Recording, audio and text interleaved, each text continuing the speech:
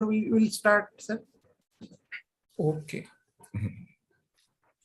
So we will start on dot 11:30. 1 more minute, sir.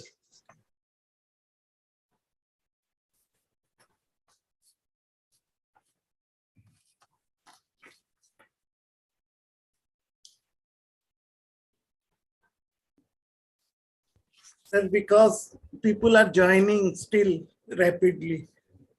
No problem. They will keep on joining, and but Yeah. we can start Introductory. Okay, sir. at the right hour.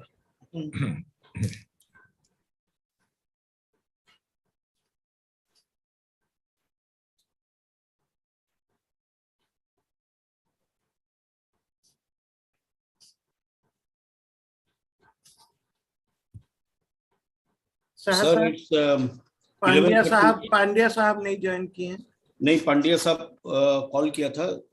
He will be joining soon. Achha, okay. Sorry, I did not notice that.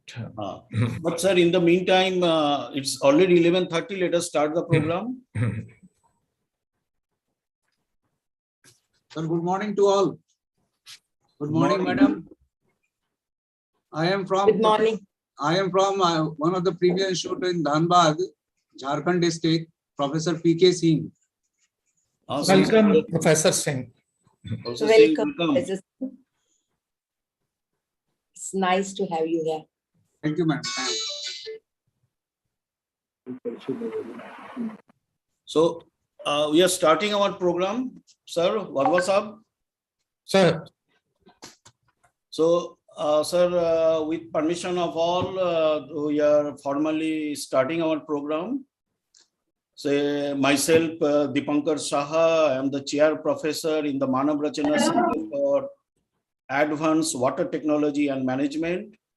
It's a research institute dealing with water, environment, almost all aspects of water and environment. देखना. And on behalf of the Advanced institute, Water Technology की Advanced Manav Rachna Centre देखे. yes, madam. Yeah.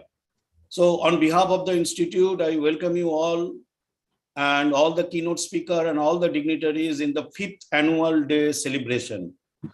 The center was established in 2017 and by one of the very illustrious person in the domain of groundwater, Dr. D.K. Chadda, who was former chairman of Central Groundwater Board and chairman of Central Groundwater Authority. And since its inception in 2017, the center is involved in number of research projects, executing the projects, cross-learning, knowledge dissemination on various use of water and environment. The vision of the center is clean water for all and forever. Now, to celebrate the 5th Foundation Day, we have chosen a very important issue, that is sustainability of groundwater resource, considering the increasing contribution of groundwater and at the same time, the raging groundwater depletion, overexploitation, and also contamination. And we are obliged that very distinguished 3 luminaries are there in as our keynote speaker. One is from policy level, Dr. Kesni Anand Arora, IAS, Chairperson of Haryana Water Resources Authority. From academics, we have Professor David Pollia from Department of Earth and Environmental Sciences and Associate Dean, University of Manchester. And he has worked extensively also in India under various projects. And Engineer A.B. Pandya, former Chairman of Central Water Commission and presently Secretary General of the International Commission on Irrigation and Drainage. And there are many distinguished policymakers, researchers, professionals from civil society, academia, and also students who have joined to attend the workshop. A hearty welcome to all. Now I will request Dr. N.C. Wadwa Sahab to deliver the inaugural address. But before he delivers his inaugural address, a short introduction about the illustrious career of Dr. Wadwa. He has a sound academic and administrative background. He is a gold medalist in his. हाँ तन्वी भी आई हुई है और ये Tarini sorry हाँ Tanvi Participant, kindly mute yourself. सबको I mute कर request दो. all participants kindly mute your mic so that मतलब no रियली हमारे noise. बायोटेक में ऐसे बच्चे आते हैं जिनको देख सबको के mute बस है कर ना Biotech department mic is on.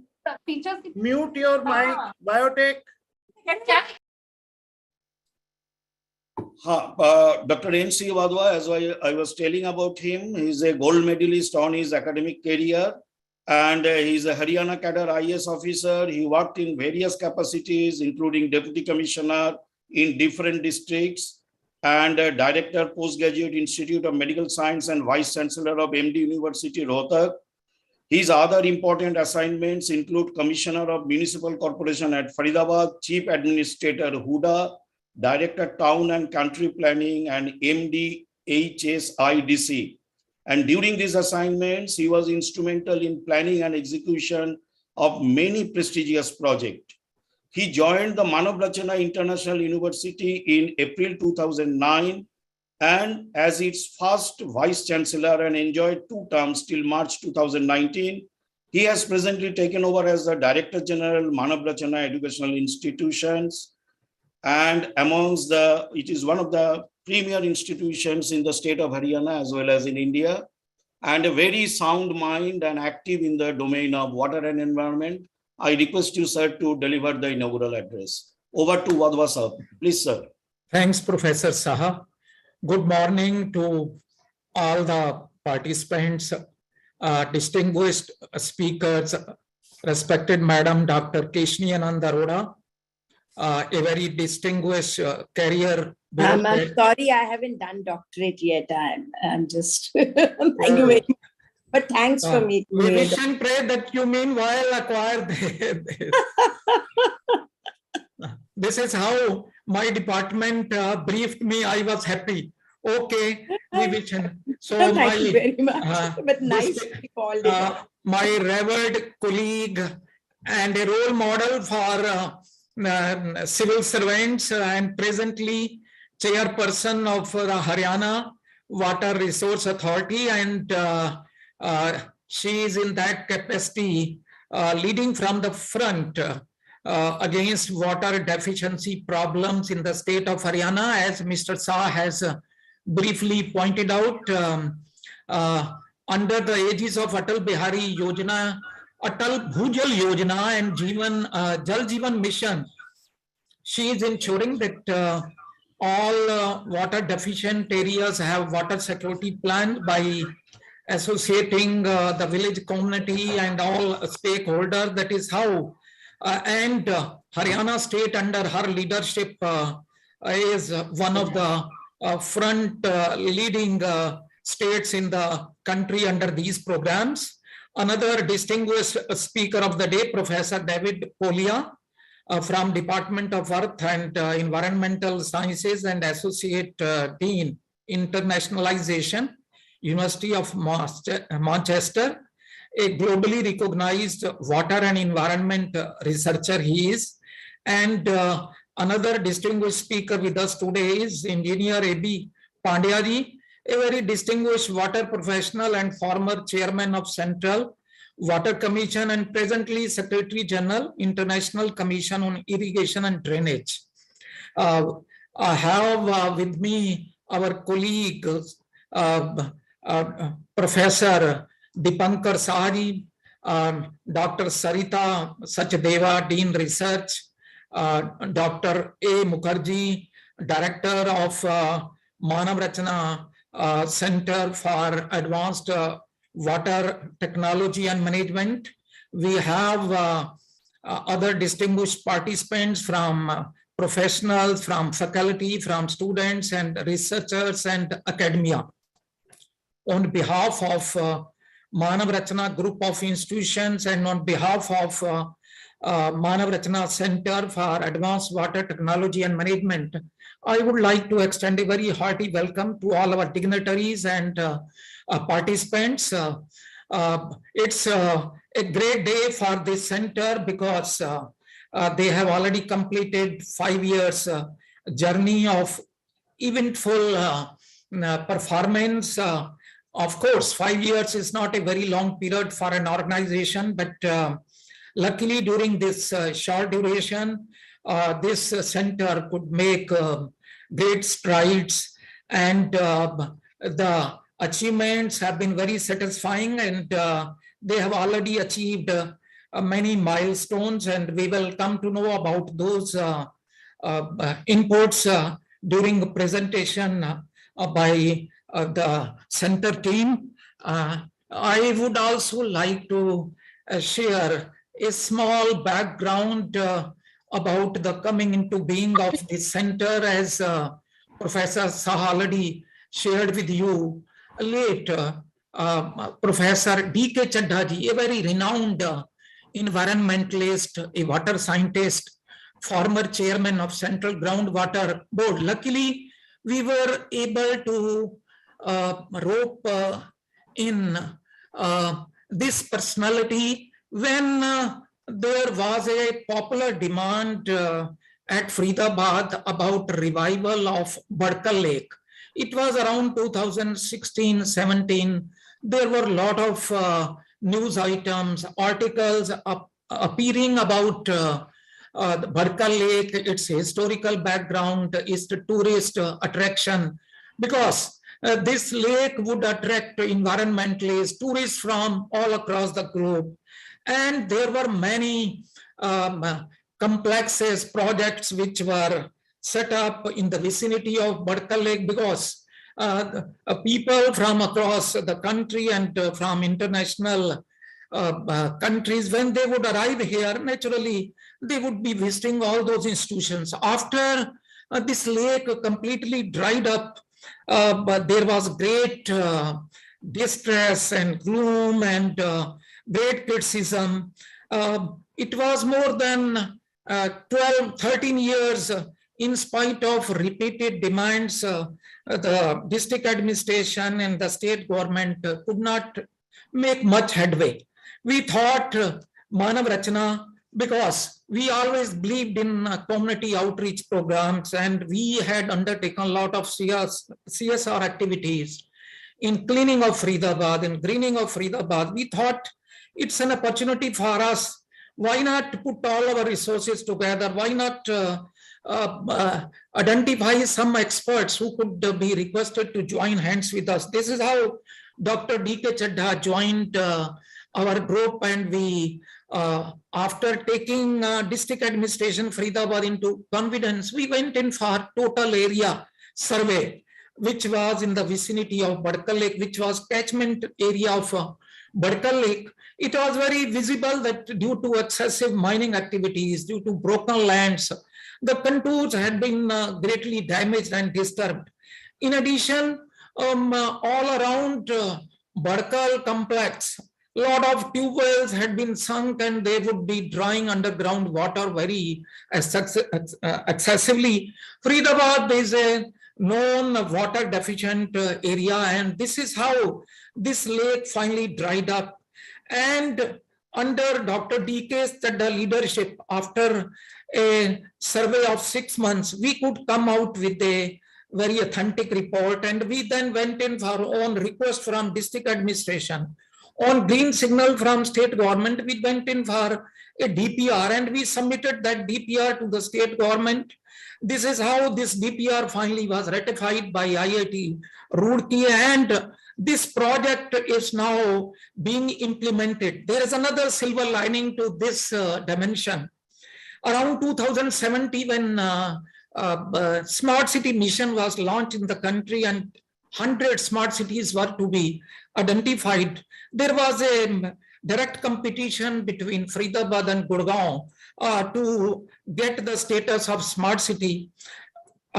You will not believe, normally Faridabad was far behind because Gurgaon is a millennium city, a futuristic city, and it was natural choice for Gurgaon to get the tag of smart city. But because revival of Badkal Lake project was part and parcel of smart city project submitted by Faridabad, Finally, the government of India declared Faridabad as smart city, and this is how this Barka Lake, through initiative from Manav Rachna institutions and through the Manav Rachna Centre for Advanced Water and Technology and Management, which was then officially given the name of this center, and this is how we could play an important role in this community outreach program.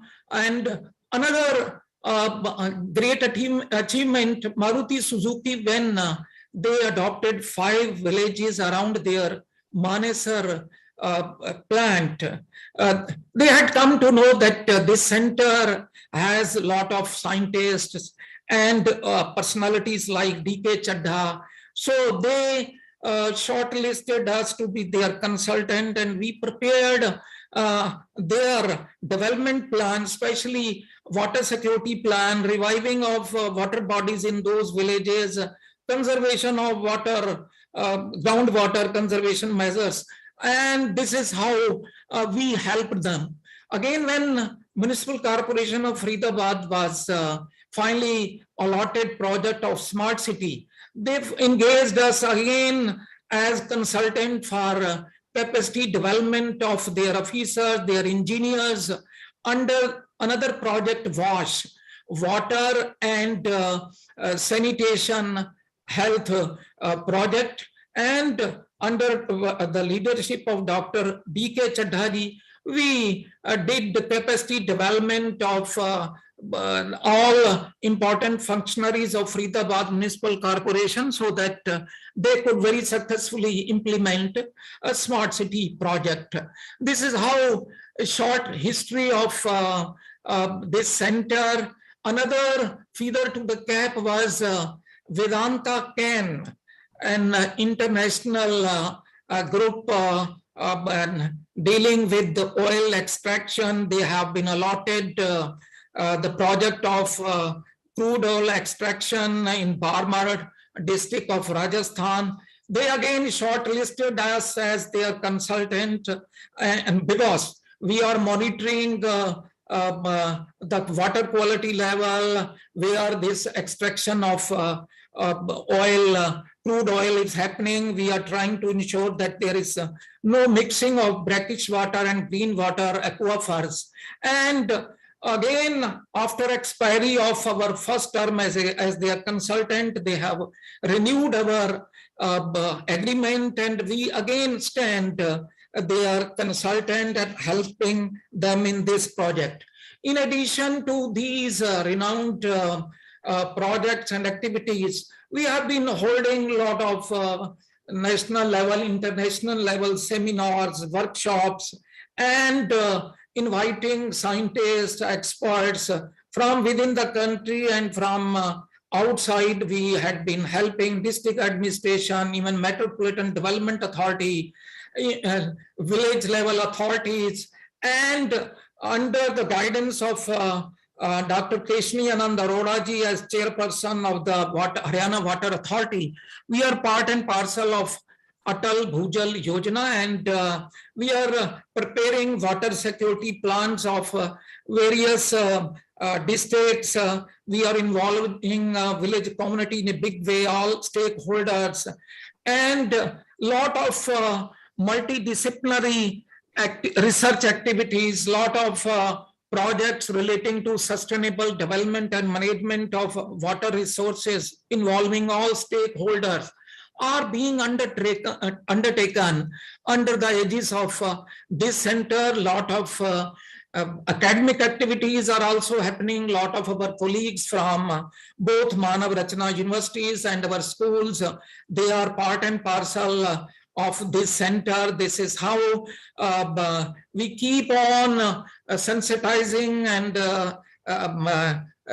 creating awareness about environment related problems, focus mainly on water resources. And today we are grateful to our distinguished speakers. They are dignitaries, and we will naturally stand benefited by their expert views and their thought process. They will naturally enlighten us on very, very emerging areas, ideas about how to further go ahead in areas relating to water-related researches, environment and ecology-related researches. Today, water is a big water scarcity is a big problem for the country, for the whole world, and centers like this are naturally going to play a very important role in such international level workshops. So again, I would like to thank all our dignitaries, and I will like to wish great success for this center. All the best on this annual day celebration. Thank you very much. Thank you, sir. Thank you, Vada sir, for your elaborate speech highlighting the activities of Center for Advanced Water Technology and Management in Manav Rachna University and water in general. As you have rightly pointed out, that the center is involved in projects, research projects, and executing also different projects in wide array of water resources, starting from science and technology, community involvement, policy making, and I would say it's a wide spectrum. And thank you, sir, again.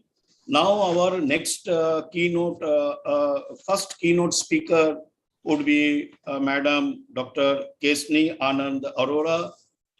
Before I inviting her to deliver the first keynote address, a brief introduction about her. She has a illustrious career. She is an IAS officer of 1983 batch in the Haryana cadre. He is the topper of the batch. She is MBA from the University of Western Sydney, and she was appointed the first lady deputy commissioner in Haryana.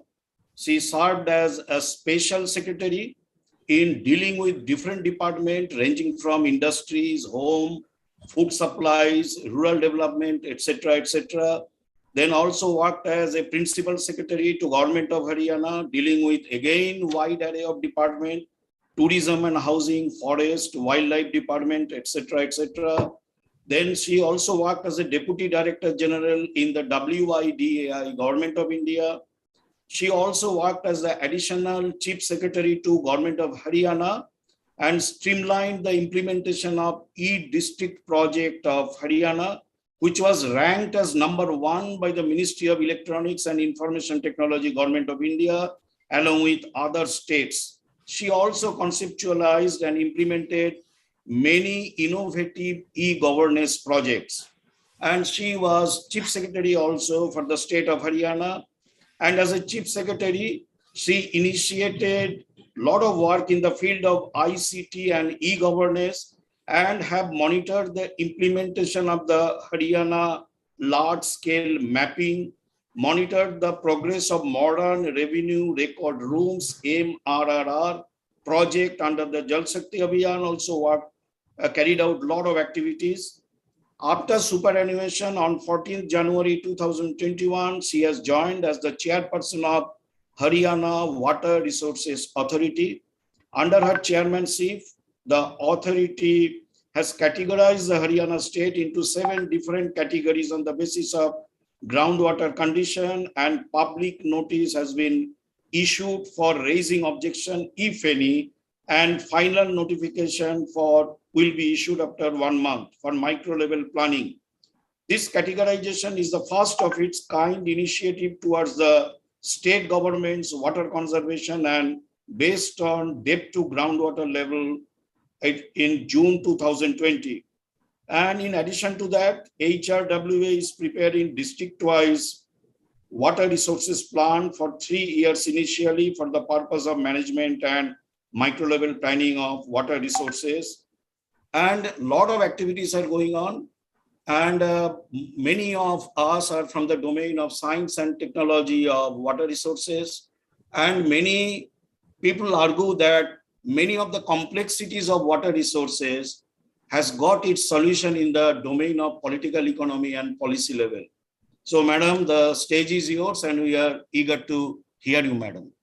I'm grateful. Thank you very much. I didn't deserve such big introduction. Thank you very much, Dr. Saha.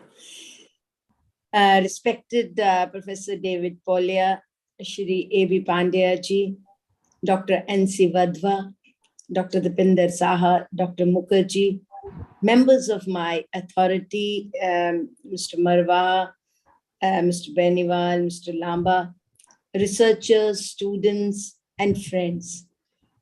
It's my proud privilege to be associated with the 5th annual day celebration of Manav Rachna Centre for Advanced Water Technology and Management. This institute has done great work, successfully executed projects relating to water and its sustainable use, especially on scientific lines. The center is playing an important role in supporting Attributable Yojana and Jal Jeevan missions in Haryana with the irrigation and water resources development, which we in HWRA are monitoring very closely. I'm really impressed with your enthusiasm and zeal in promoting awareness for sustainable management of groundwater resource. I could not understand why so much of enthusiasm and zeal, but knowing that Dr. Vadva is associated with it, who has been like an elder brother to me always, I can imagine the kind of influence he's making on the group, along with the hard work of Dr. Dipinder Saha and Dr. Mukherjee and the team.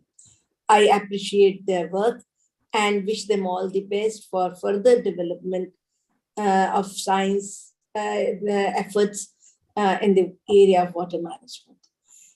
Groundwater is a key natural resource supporting human well-being and economic development. Groundwater resource development has generated enormous socio-economic benefits by providing high quality, low cost, drought resilient water supplies for urban areas, rural welfare, and commercial agriculture.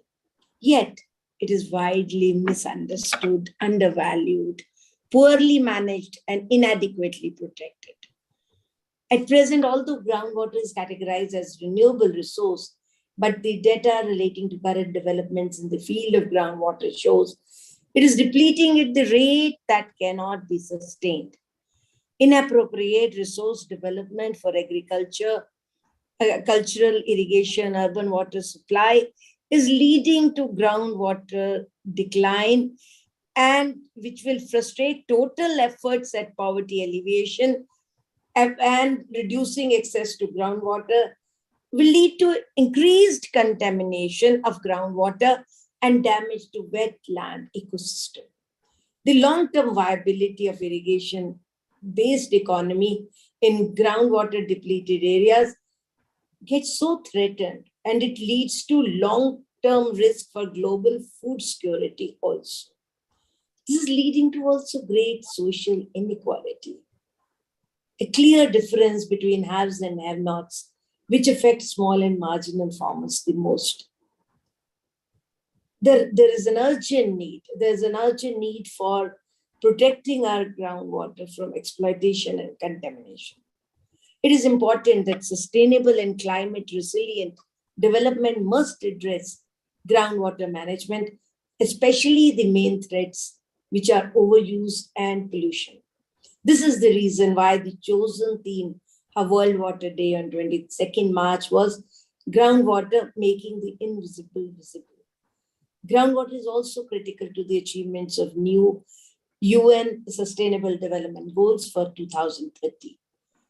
This poses a major challenge to all of us, especially to the groundwater scientists and managers. Can this source be developed in a sustainable manner?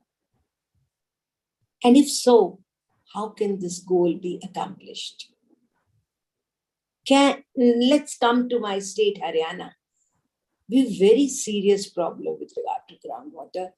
Frankly speaking, I did not understand till I was the chief secretary, because the things were not brought out to the extent they should have been brought out. We are facing twin problems, waterlogging and salinity. We have salinity in central Haryana, Rohtak, Jhajjar, Sonipat, Charkhi, Dadri, and groundwater depletion in northern part of Haryana and also in the southern part. In the southern part, considering the rocky structure, even the recharge is a problem. In our areas like Kurukshetra, Karnal, and Kaithal, we have a problem that we have surface water available, yet people are using groundwater because we have not sensitized them of the problem that the future generations will not get water to the extent they are getting. And they're having water guzzling crops like paddy. And they're not willing to change. So I think a center like yours has to play a very important role in this area, because this is the area where we can recharge. And I will look forward to your support in this area. We've, as you rightly said, we've categorized Haryana villages on the basis of depth to groundwater table. And we found out 7 categories. And this effort is first of its kind in India. In fact, the Central Groundwater Board's categorization on the basis of block, that was not helping us to focus on areas. So focusing on villages as a basis of categorization will lead us, will be simple to understand for the common public, for the policymakers, and it will also lead to focused intervention in areas. Because we should know where to focus first. Considering the financial constraints that we have, we need to know which area to emphasize first and which area to emphasize later. Around 42% of the villages are severely, moderately water stressed because of deep and declining water level, and 6% of villages suffer from various waterlogging related problems. We have about 7,000 villages in all.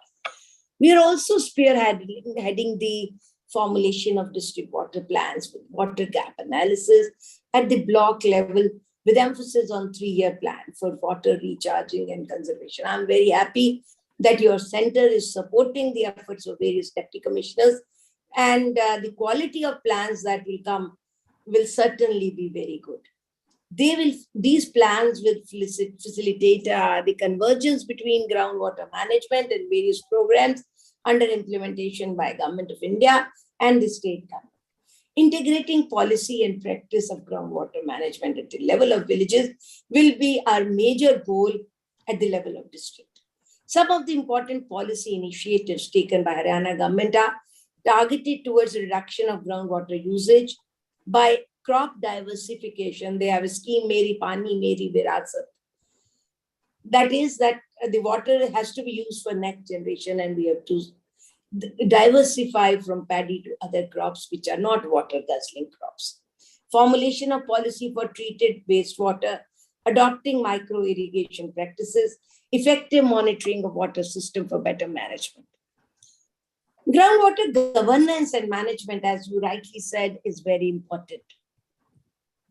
It will require large-scale capacity building, data, aquifer-based management. We have to work systematically on aquifer mapping. CGWB has done it, but we need to know the recharge zones also. Groundwater categorization, modeling, community dialogue, mobilization, coordinating the role of formal agencies involved in water management. We have to curb collateral environment damages that emanates from overexploitation of this resource. The supply-demand side interventions have to be adapted. What are the action plans to achieve a sustainable groundwater use? Very important question, but very difficult to provide a general guide to groundwater sustainability, because much of it depends on socio-economic, cultural, and political constraints. But one thing is clear, we need to have accurate data, which would require a portal having live data from piezometers for planners to see. This data has to be transparent and widely available in order to sensitize the stakeholders. The contribution of scientists and hydrogeologists is essential for clear understanding of aquifers and identification of recharge zones area-wise. I don't need block-wise data. I need area-wise where to recharge, how to recharge, when to recharge without contamination. Then secondly, the groundwater management requires a high degree of user involvement and cannot achieve by means of top-down control and command measures. It requires user participation with the degree of hydrogeological education. It is to be ensured that the peculiarities of groundwater resources are known to all stakeholders, from political leadership to water decision maker to direct users and the general public. It has to be a collaborative, multidisciplinary approach involving various departments, stakeholders, local community, especially women, because they are the major users and they are the major beneficiaries ultimately. I call upon the researchers, scientists, geologists to come up with a cost-effective solution for solving the problem of inland salinity in the waterlogged areas and recharging of aquifers without the risk of contamination of groundwater. We in HWRA are looking forward to your valuable insights. It's important for hydrogeologists and scientists to give us a scientific simulation and predictive overview about groundwater availability, which offers a long view scientific basis for policymakers and water managers to make sound and defensible policy decisions. It is very difficult politically to take decisions which are to be acceptable by the people. And it can happen only when we show them the data. We show them this is good for you. We show them that the future generations will suffer. Most of the wars have happened on water. The future wars will happen on water. Most of the civilizations have disappeared because of lack of water. We need to sensitize people. We need to but that can happen only when the slate is clear to everybody. It is not possible otherwise.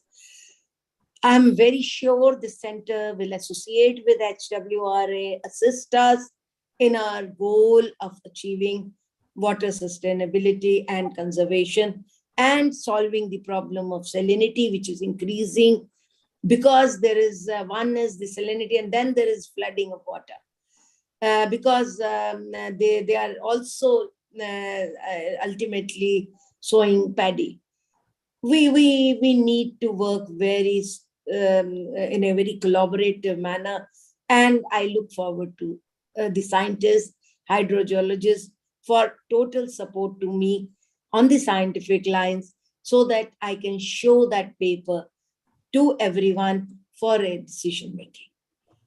I'm looking forward to that. Gandhiji rightly said, the earth, the air, the land, water are not an inheritance from our forefather, but on loan from our children. So we have to hand over to them, at least as it was handed over to us. We would rather like to improve it further. I'm very sure your center, the scientists will come forward.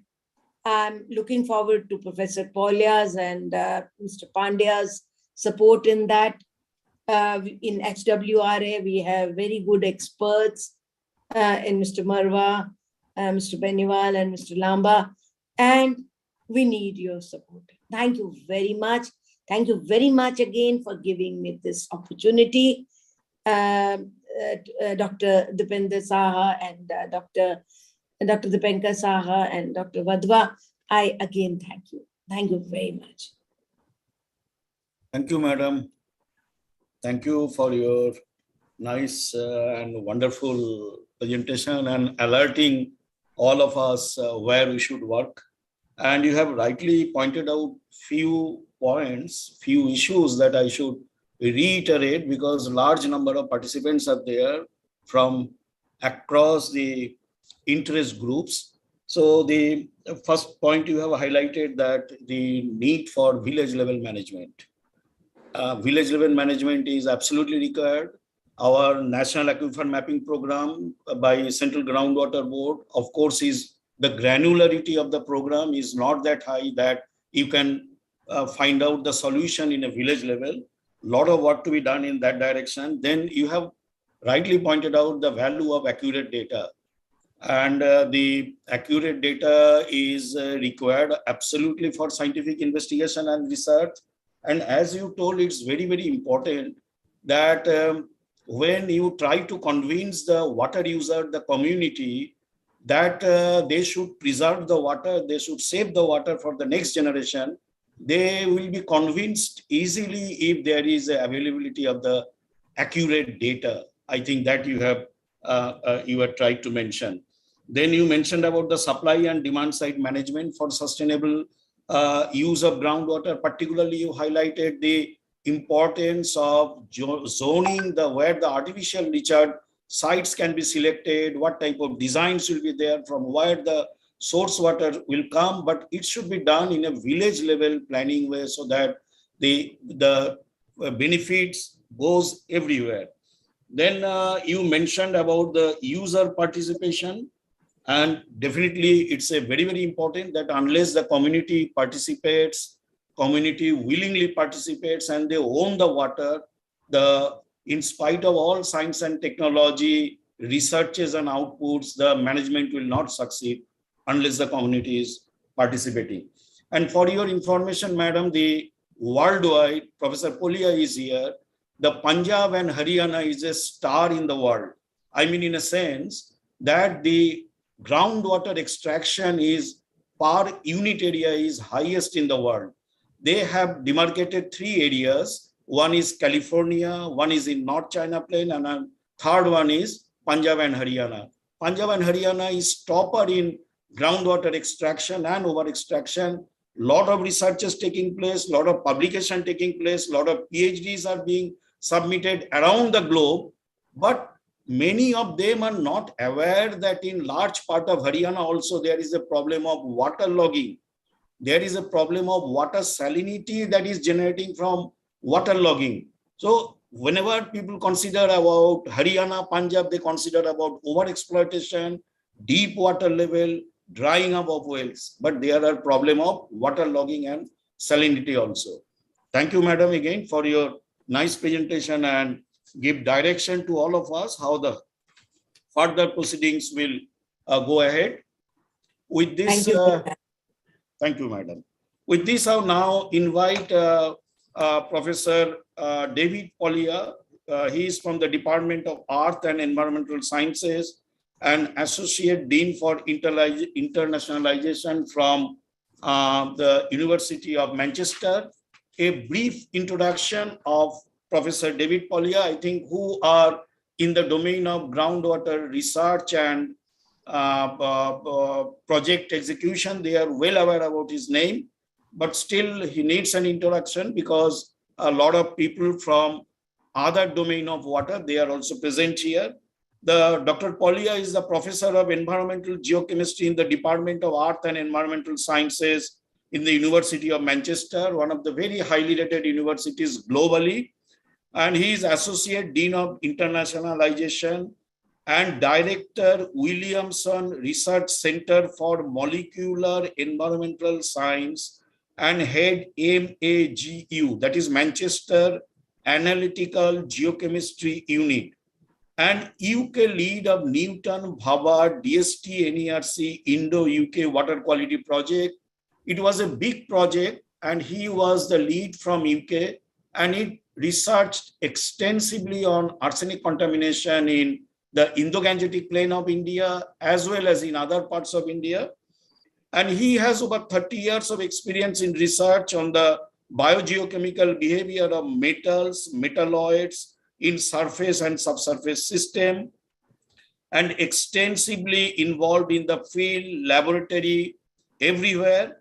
He has plenty of publications, about 10,000 citations, and covers almost all journals, top journals in the world. The Professor Polya's current research activities includes groundwater regime in large alluvial basins, assessing human health risk arising from widespread arsenic contamination, and then using stable and radioactive isotope tracers and spectroscopic method to test hypotheses that massive groundwater exploitation in densely populated areas in the world, that includes the Himalayan river basin in India, that is causing long-term secular increase in groundwater, arsenic hazard, and other contamination. With this brief introduction, I will now request Professor Polya to deliver his keynote address. Professor Polya, you can use your PowerPoint if you like. You have 30 minutes to speak about. Professor Polya, please. Thank you, Dipankar, for that very generous introduction. It's a real pleasure to be here. I will share my screen once it's enabled. Could I just ask that I get permission to share my screen, please?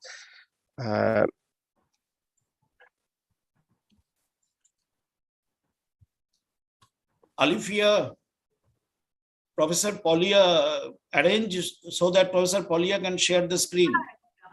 Weddings पर आया था क्या?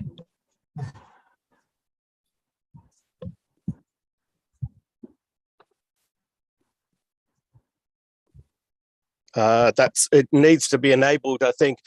But in the meantime, could I say to Dr. Swadwa, Keshni Arora, A.B. Panja, Mukherjee, Sachdeva, it's an honor to share the platform with you. And to the Manav Rachna Centre, congratulations on your 5th anniversary. You must be very proud of your achievements, and many thanks for the kind invitation to speak.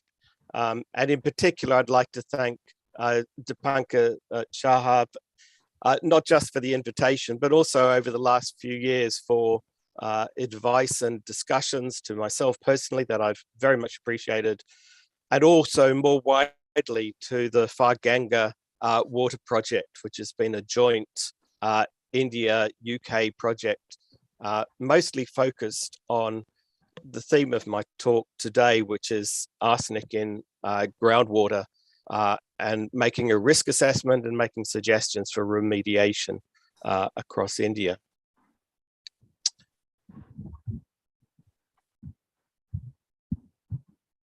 I should also thank my colleagues in Far Ganga as well, very numerous.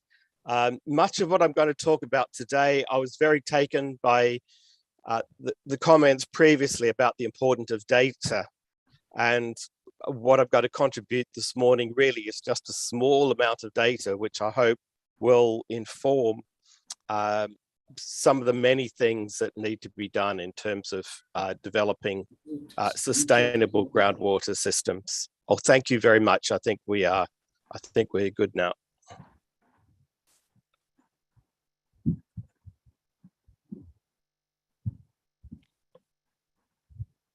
May I just check, is that okay for people? Can people see the whole screen? Yes, we can see. We can see. Please go ahead. Thank you. Thank you very much, Dipankar. So the subject of my talk then is providing data for groundwater arsenic health impacts in India, and how that can be used to inform, with only one F, sustainability and societal development. Much of this work has been carried out by an outstanding PhD student I have here at the moment, which is Ruhan Wu, and I'd like to acknowledge her here. Standard disclaimer, which, as this is recorded, people can read that. I did also want to take this opportunity just to say a few words about my institution, the University of Manchester. This is where we're based in Northern England. We're in a city that has a very innovative spirit, if you like. We are I think known for being the hub of the Industrial Revolution. I know this is nearly 200 years ago now, but also more recently, the place where the world's first program storing computer was developed. And in the modern world now, I think we are with other people at the vanguard of the, Industry 4.0, including the artificial intelligence revolution. One particular area of expertise, it's not particularly mine, but it's something that I really did want to highlight, is across the university, its role in looking at global climate change and global climate change mitigation, of which groundwater is a really important element, and for which India is arguably one of the most important countries in the world in which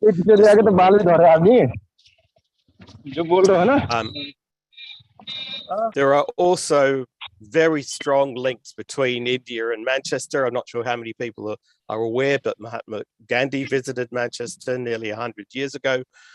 There's a thriving diaspora, and there's a very strong organization, the Manchester-India Partnership, which is specifically put in place to look at both inward and outward investment. So there are very strong links between the city and India, and including in several areas, for example, collaboration in space exploration, in astronomy, in material science, and what I'm going to talk about today in water as well.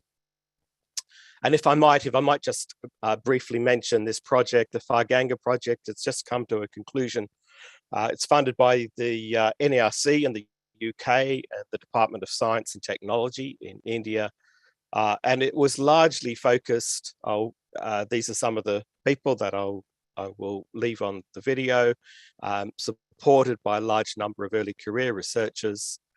And one of our key project objectives was to produce a national risk assessment of shallow groundwater arsenic, and to provide some data to policymakers and various other stakeholders as to actually what the impacts of arsenic in groundwater are.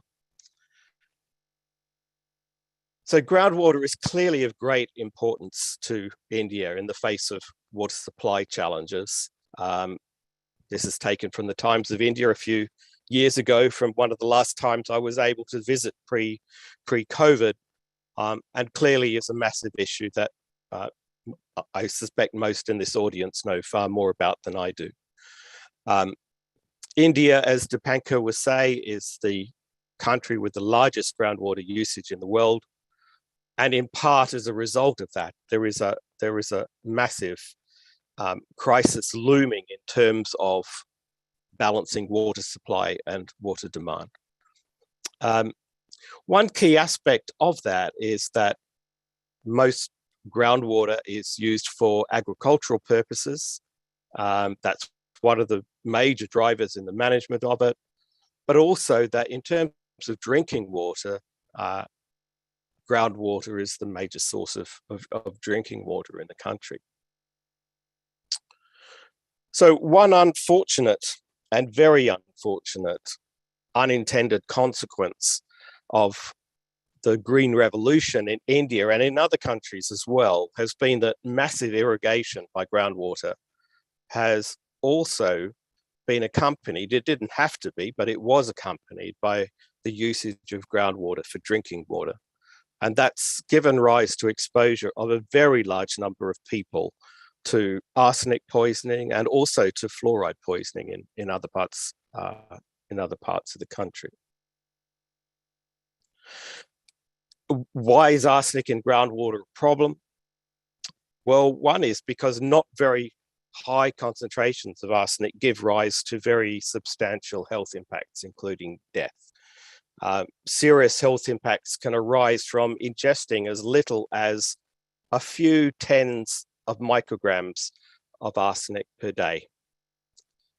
One of the key problems in terms of data is that the toxicity depends on many things. It depends on body weight, depends on age, diet, and also genetics. It also depends on the chemical form of arsenic. So the epidemiology is quite complex. In terms of what we see around the world, including in India, of arsenic. Typical concentrations are 0.1 to 1,000 micrograms per liter. It's mostly in the most toxic form, or one of the most toxic forms, that's inorganic arsenic. And around the world, over 100 million people are exposed to concentrations that are of concern. Rather than just give numbers, I think this is quite a nice graphic illustrating the scale and how dangerous arsenic in groundwater is. It's estimated that for concentrations of 500 micrograms per liter, exposure to that gives rise to cancer risks that are broadly equivalent to those arising from smoking, being an active smoker. At concentrations that are lower, at 50 micrograms per liter, which is the level at which, if there's not a available supply within India, there is a derogation to that people can be supplied with water as high as 50 micrograms per liter. And the cancer risks there are broadly equivalent to being a passive smoker. So for something that is essential for people in terms of staying alive, we all need to drink water. This gives rise to similar cancer risks to, say, being the child in the back of a car when their parents are smoking. But cancer is not the only health risk. There's been a lot of emphasis on it, but there are many other detrimental health outcomes as a result of people being exposed to arsenic in groundwater. The most obvious ones are, skin keratosis and hyperpigmentation, but there are many others, including heart disease, cardiovascular disease, and some of the other things that are listed here. So why is arsenic so dangerous? Well, there are several reasons. I mean, one, certainly as a solid, some of the historic cases arose because arsenic trioxide, it looks a bit like sugar. It looks very innocent. More appropriate to what we're talking about, in water, arsenic is colorless, it's tasteless. It's not obvious to somebody drinking it that there's any arsenic in the water that they're drinking. It's also relatively difficult to detect. The other issue is that arsenic is geogenic. Although there are industrial sources, most of the arsenic that we see in drinking water systems across the world, and including in India, is geogenic. It's of natural origin. And arsenic is pretty much ubiquitous in the environment.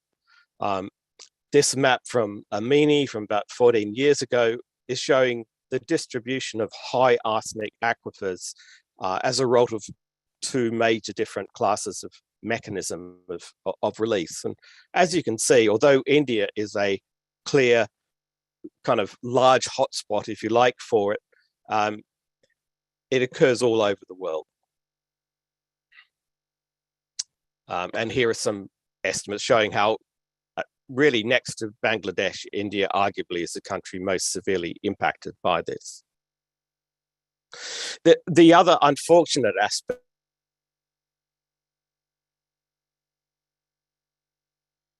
and unfortunately, the dominant form of arsenic in groundwater is one of the most toxic. Within the human body, arsenic also acts in many different ways as a result of its chemistry. So, for example, arsenic 5 in the high oxidation state, it behaves in a way that's very similar to phosphate, which is an important role within the body. In its reduced form as arsenic 3, arsenic binds with HS- groups and in proteins or in enzymes. So it disrupts many hormone receptor systems within the body.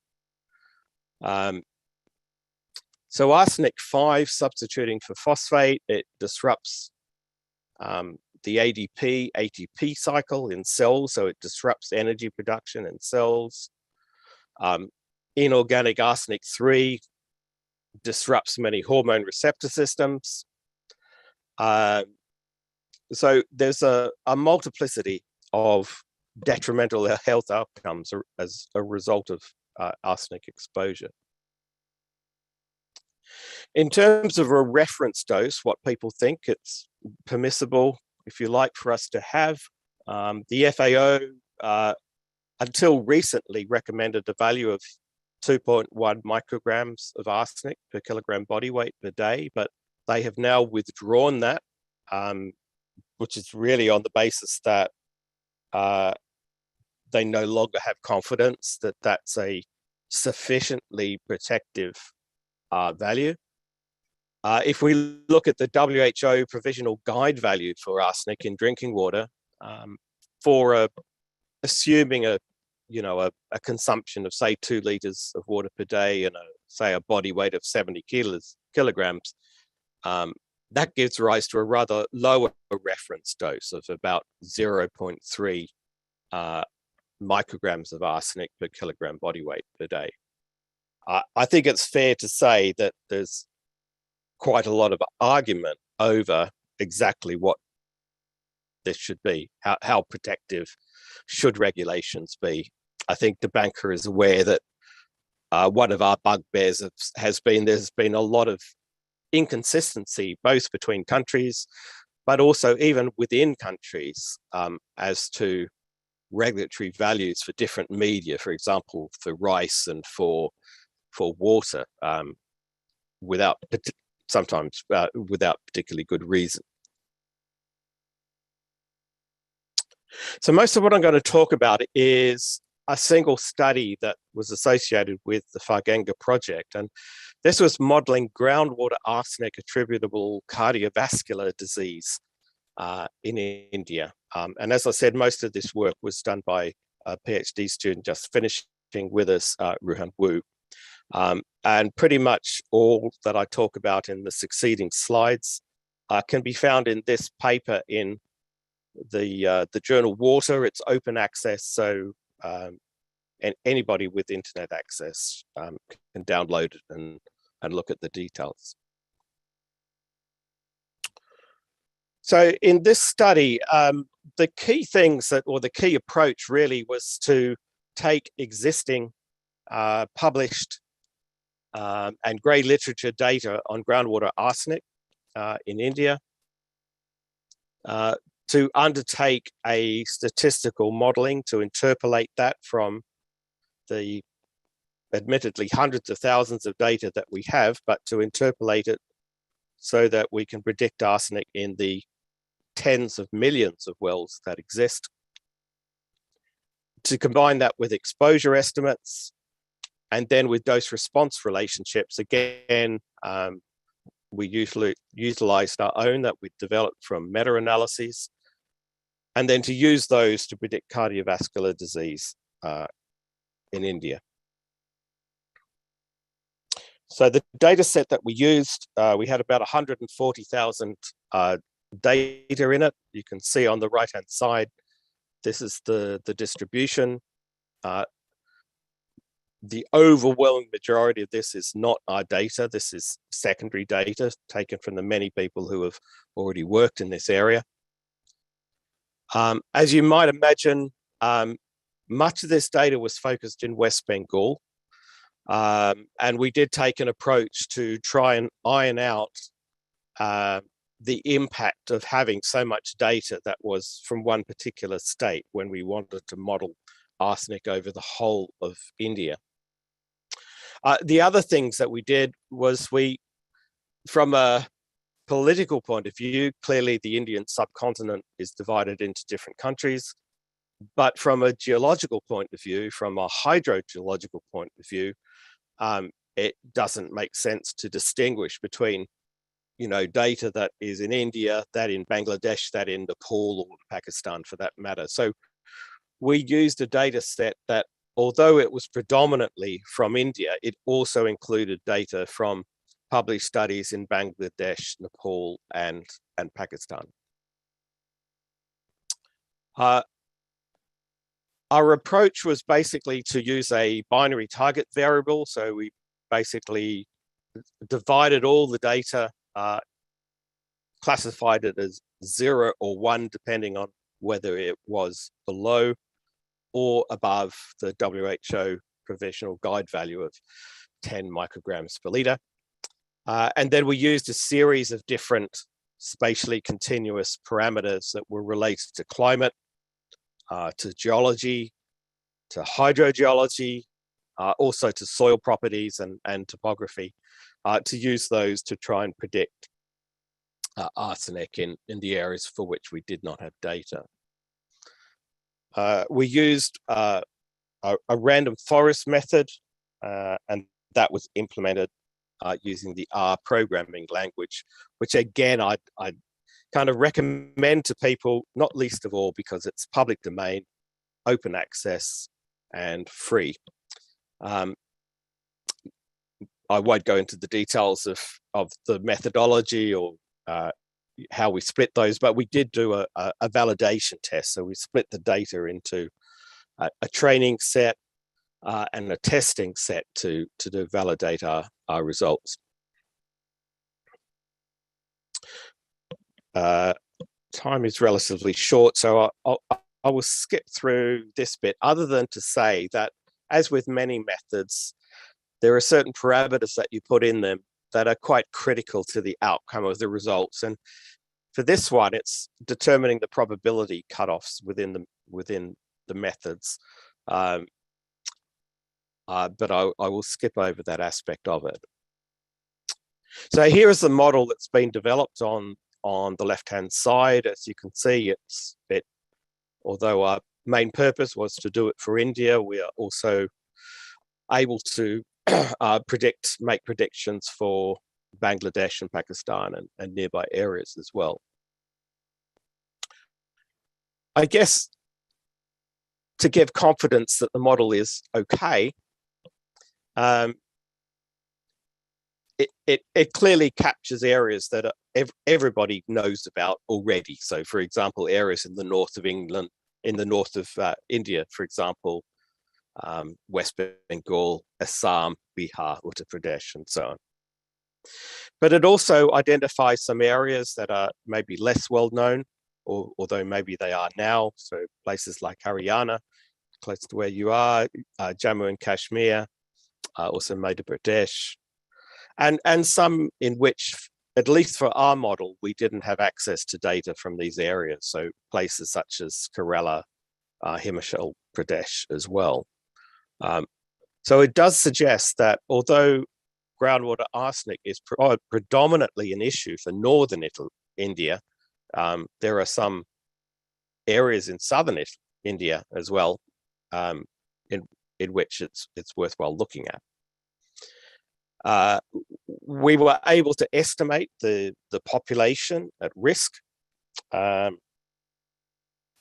notwithstanding that we have a lot of data at our disposal, there are a lot of uncertainties in it, and there are also uncertainties in the model.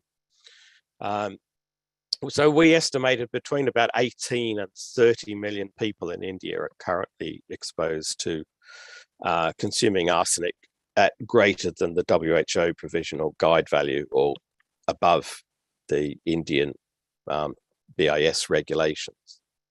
And this is not dissimilar to some other estimates.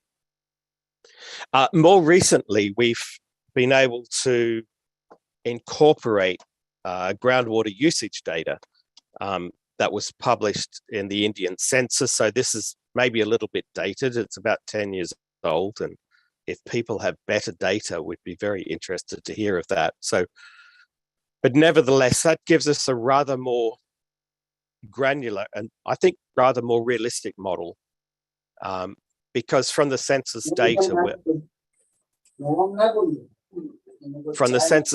we're able to distinguish between urban and rural populations, which clearly have different usages. And we're also able to distinguish between different types of groundwater, particularly, for example, between people using dug wells, people using tube wells. So the reason that we have a bit of a range here is because we don't have the detail for many of the wells as to whether the usage is one or the other. So it gives us, in terms of, it was mentioned early on how important data is. I think also uncertainty in data is a really important aspect that's required for modeling and also for making policy decisions. And I think we have a number of figures here between about 18 and 60 million, and I think there's more work done to make those figures more accurate. So in terms of where I said that I would get to, I mean, one of the key things was to estimate how much cardiovascular disease, and in particular, how much cardiovascular disease mortality in India can be attributable to groundwater arsenic. So this is probably, in terms of that data, this is probably the key diagram of my talk. Again, this is the work of Ruhan Wu. On the right-hand side, that picture is showing what's called the population attributable fraction for cardiovascular disease mortality. What it's showing is the modeled percentage of all cardiovascular disease mortality that is attributable to groundwater arsenic. And not surprisingly, it largely reflects the distribution of arsenic in groundwater in India, but it's also influenced by other factors. It's influenced by differences in the baseline cardiovascular disease mortality rates in different parts of India, and there are a lot of other factors that contribute to that. So some of the key findings from that, maybe not surprising, there are many other factors that are far more important in causing cardiovascular disease. So things like diet, genetic disposition, age are amongst the most important ones of those. Smoking. There are a lot of lifestyle related factors, excuse me, that are far more important in determining cardiovascular disease mortality in India. But arsenic does seem to contribute some to that.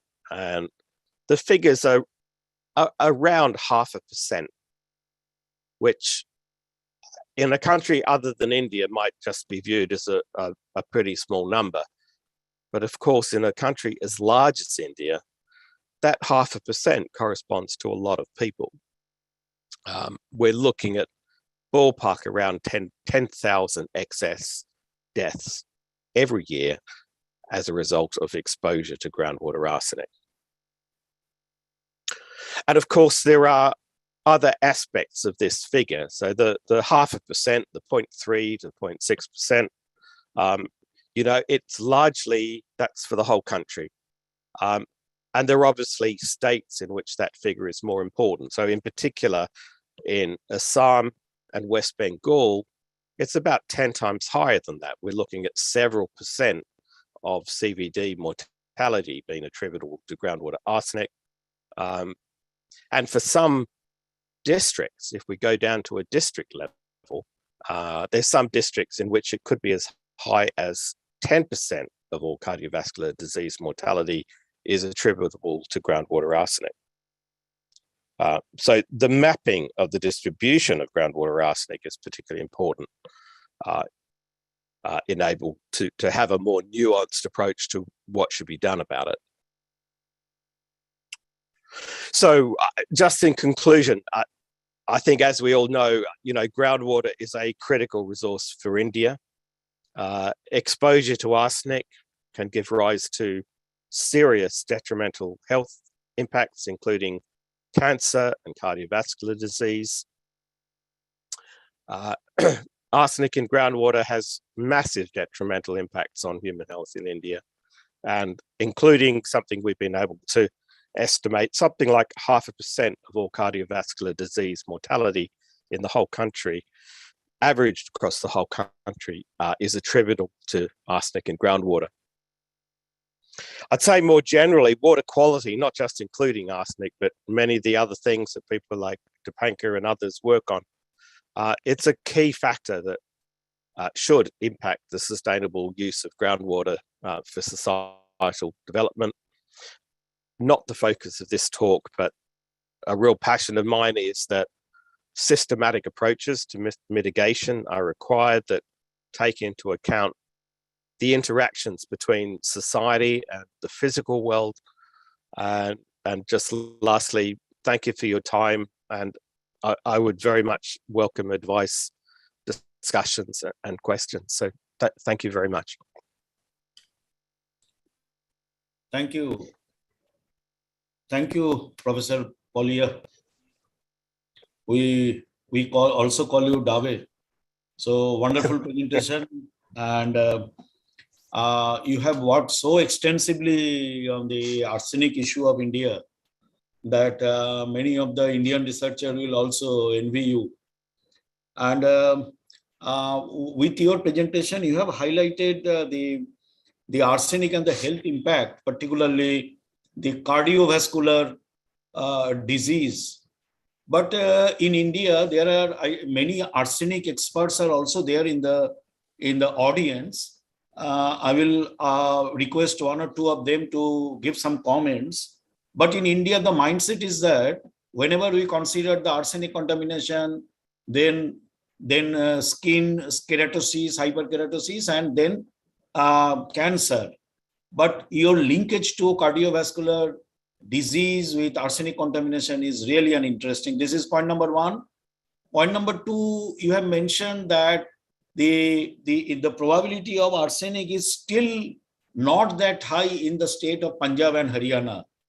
And there are experts from Punjab and Haryana, because West Bengal, Bihar and Eastern UP is well discussed.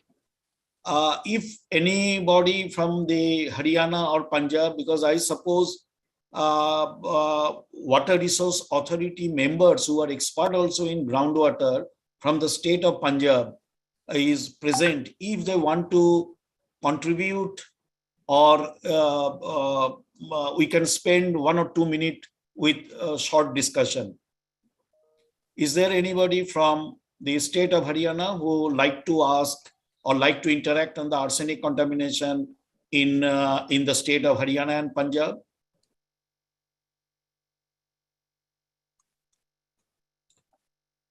I think we have Sanjay Marwaji, and I think he's an expert from CGWB, and now he's our member.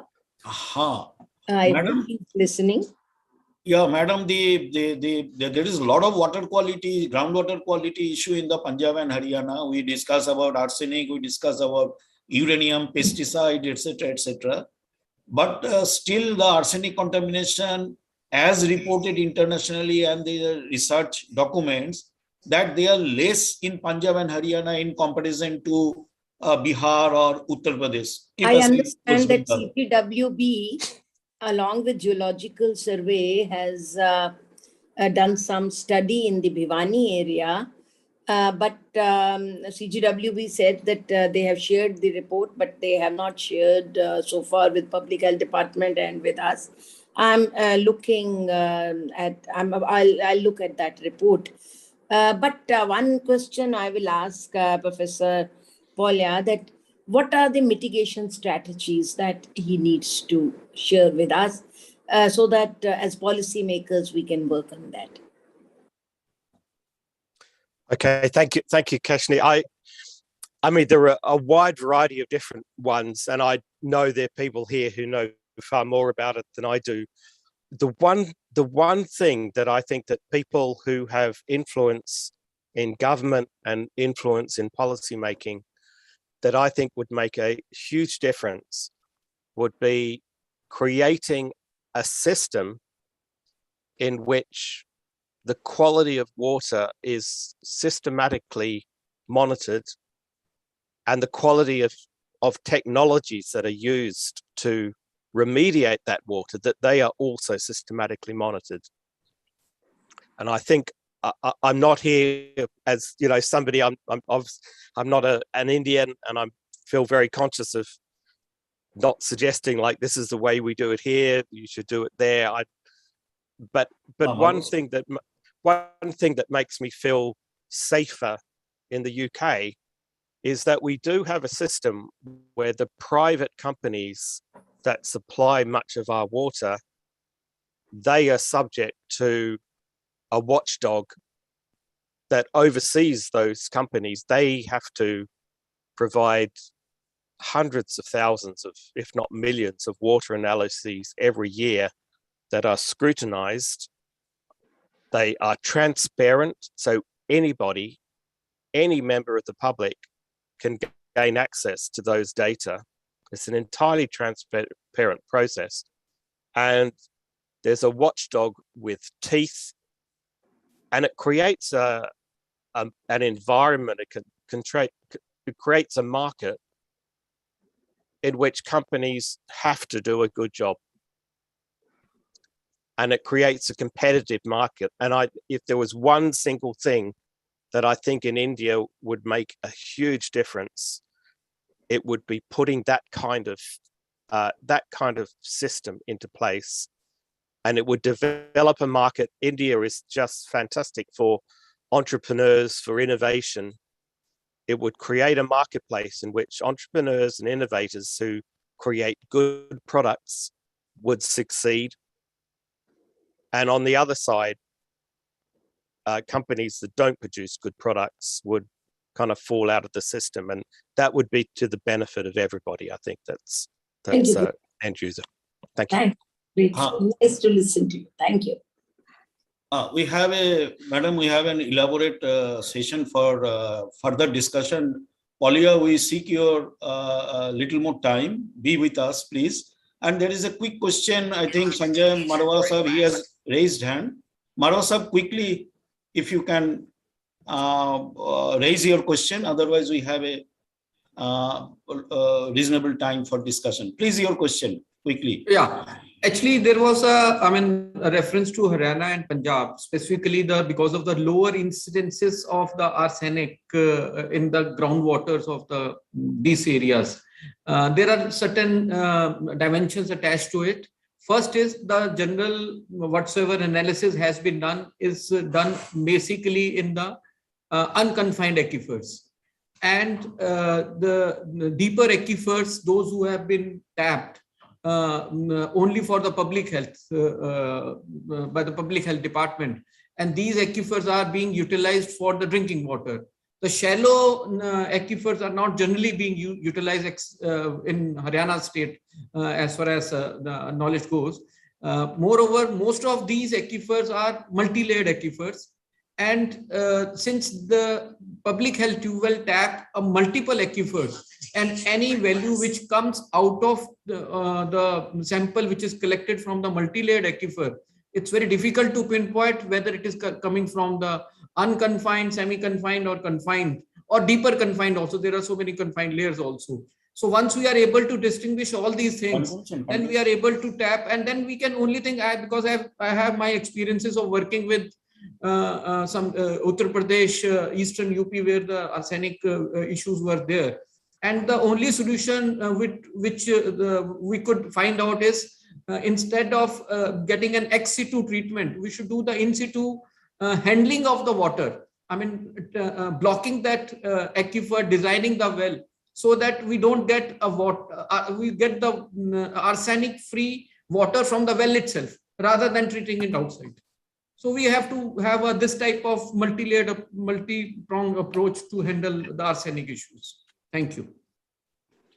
Thank you. You make some very important points. If I may just respond to a couple of things. Firstly, you are absolutely right that, you know, the three-dimensional aspect of this is incredibly important, and it can't be accurately captured in a two-dimensional map. And something that Dipankar has said to me on numerous occasions. I think it tells us that local experts, people who have a strong understanding of the three-dimensional hydrogeology of particular जहाँ पे states or क्या कर रहा है? districts. इसको कह दे धो दे आज कपड़े. Sorry, so just saying that that's हम incredibly जल्दी चलने वाले important. हैं. So अभी वो people who have expertise at state level and district level are incredibly important to this process. I think the second point you make in terms of, yes, deeper Spoke aquifers very well. tend to be lower arsenic, although that's not always the case. And then in terms of in situ remediation, is that better than ex situ remediation? It sounds a simple question, but it isn't. it's very much dependent on circumstances. And I think the bottom line, is measure it, test it. Data, yeah. Dave, you may face some more interesting questions. Please be with us. Very happy to stay. Thank you. Thank you. Thank you, Professor Paulia, for wonderful and illuminating lecture. Now our third keynote address, and it will be delivered by A.V. Pandya, a very illustrious, I would say, an water resource professional, water resource engineer in India and globally. He is now Secretary General, International Commission on Irrigation and Drainage, and former Chairman of Central Water Commission. He is MTech in Structural Engineering from IIT Delhi, and he was also an ex-officio Secretary to Government of India, Ministry of Water Resources, River Development and Ganga Rejuvenation, now Ministry of Jal Shakti. Sri Pandya Sahab joined the Central Engineering Service in Central Water Commission in 1977 and held various positions in this department and other organizations under the ministry, and in like Water and Power Consultancy Services, National Water Development Agency, National Project Construction Corporation. He superannuated from the government service in CWC in December 2015 after serving the chairman of Central Water Commission. His major work includes policy initiatives, planning, design, and financing of water resources, project, regional planning for water, optimum water resources utilization, simulation and disaster management for flood and dam related incidents. So he has worked extensively on different aspects of water. Presently, he is engaged with the government of Gujarat, Andhra Pradesh and Odisha, WAPCOs, World Bank, involved in National Hydrology Project, I think in many river tribunal also. And above all, he is presently working as a Secretary General of the International Commission of Irrigation and Drainage, an international government supported organization comprising 78 countries spanning across the globe and covering almost 90% of the world's irrigated area. So now, Pandya Sahab, please. We are eager to hear from you, sir, on the groundwater issues from a person who has digested, I think, all aspects of water. Sir, to you. Yeah. Thank you, Sahaji. It is always a pleasure to be with you, and also to share the thoughts. Well, I mean, there were some unexpected developments in the other areas which has prevented me from joining you people earlier. For that, I'm sorry for that, because this was something which was not expected, and yesterday they cropped up before beforewards. I had already given you my consent. So now let us get to the topic of discussion. That is the sustainability of the water resources for societal development. I have slightly modified the title of your seminar in the sense that I feel that we actually need to look at the water resources in totality rather than looking at it in a specific way of a groundwater or a surface water. So we basically are trying to look at the sustainability of the water resources for societal development. because it hardly says any, I mean, it hardly justifies saying anything. Yeah, when Dr. D.K. Singh has raised his hand, is there any?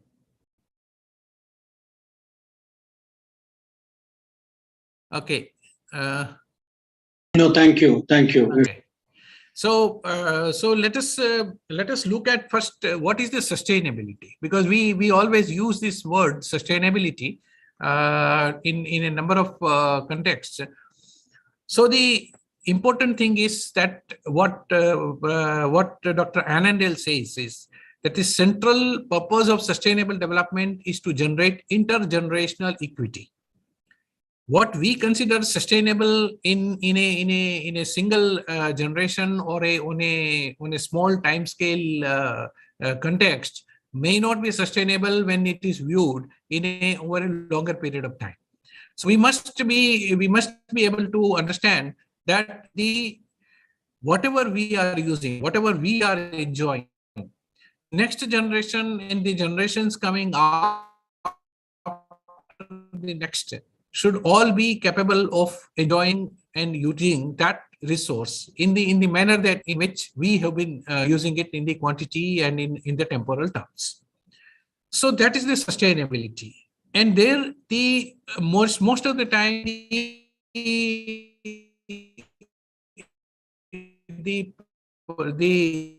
issue is actually recommendation is an area which actually takes up a lot many other things. So from that angle, the central purpose of the sustainable development is the intergenerational equity, and then the environmental preservation is a desirable consequence, but it is not its prime objective. We cannot look at the environmental preservation alone for the sustainability dialogue. Another issue that I brought out in the beginning is that we often view the water resources in pseudo-compartmentalized fashion. I call it pseudo-compartmentalization. That the source is at only one location. That is the precipitation. The manifestation is in two different phases. The one, and because of its occurrence on the surface, we consider it as a kind of a surface runoff and surface water. And then something that we take it out of ground, like in the manner like we do it for the minerals and all, then that becomes the groundwater.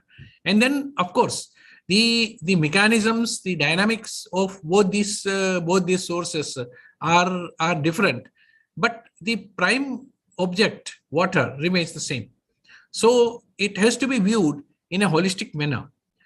And there we have to say that the sustainability gets achieved when the resources are deployed in a rationalized manner in conjunction with each other.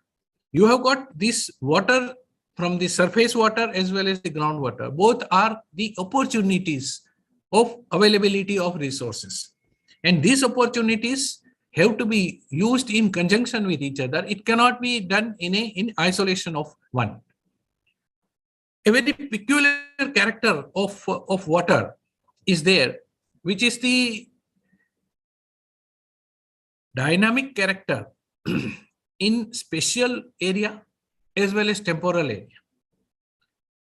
Most of these characters of, say, if you take minerals or land or for that matter, then they have got a kind of a fixed quantum that is available from a particular source, and that source that remains available at that point only in the space and in time.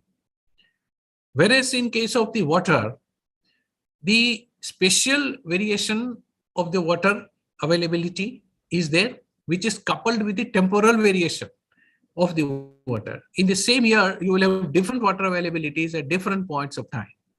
And similarly, at the same time in the year, across the large sized area, you will have different availability of water at different locations, even at the same time. That is what we see when we find that the floods are occurring in one part of the country and the drought is occurring in the another part of the country.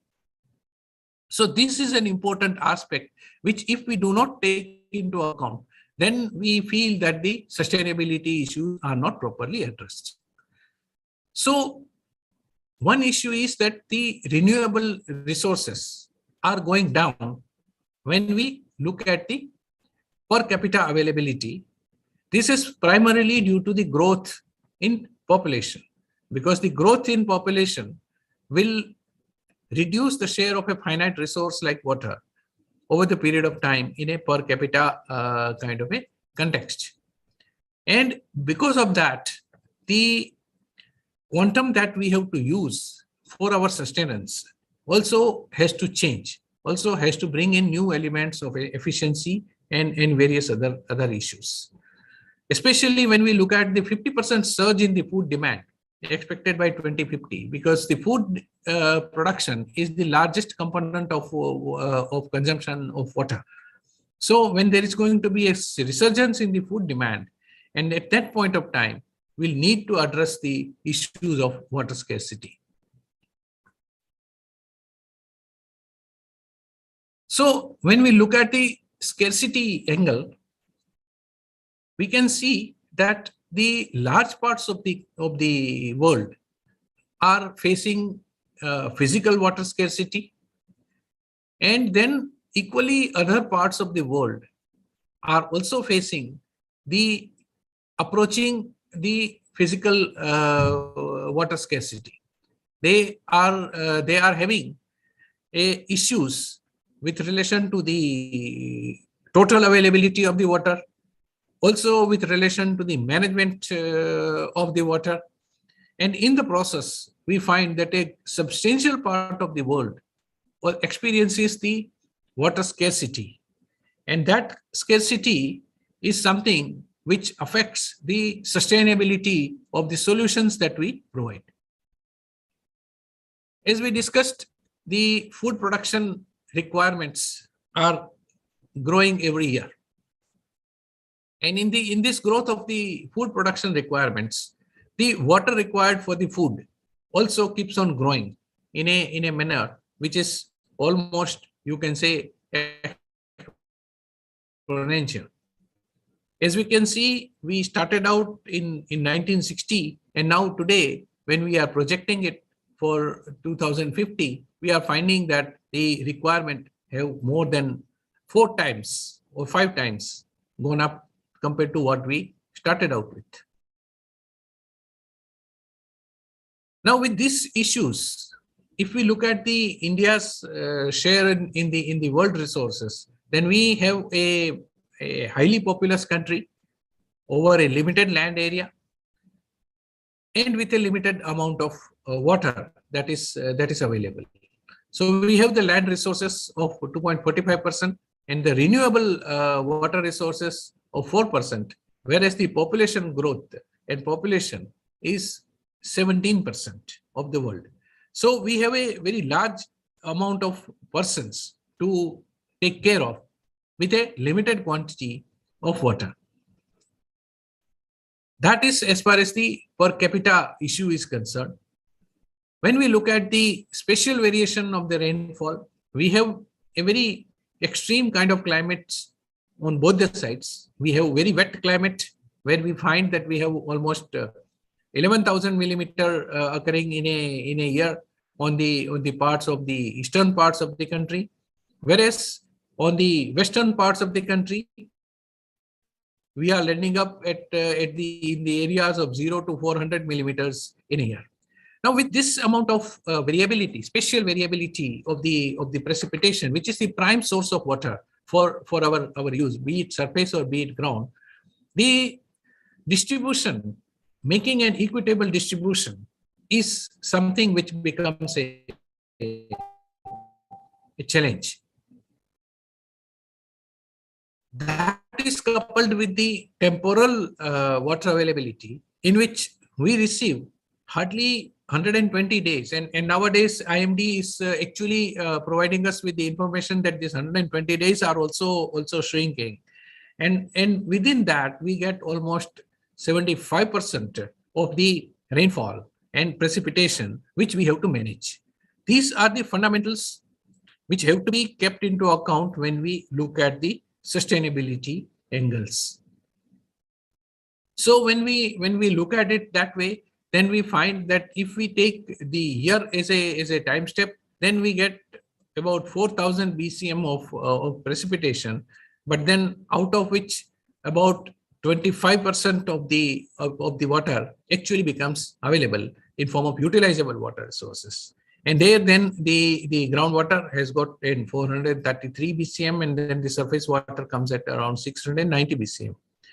And from there we are using the 450 BCM in the surface water side, or we are required to use, and then the current utilization in groundwater is somewhere around 243 or 50 BCM.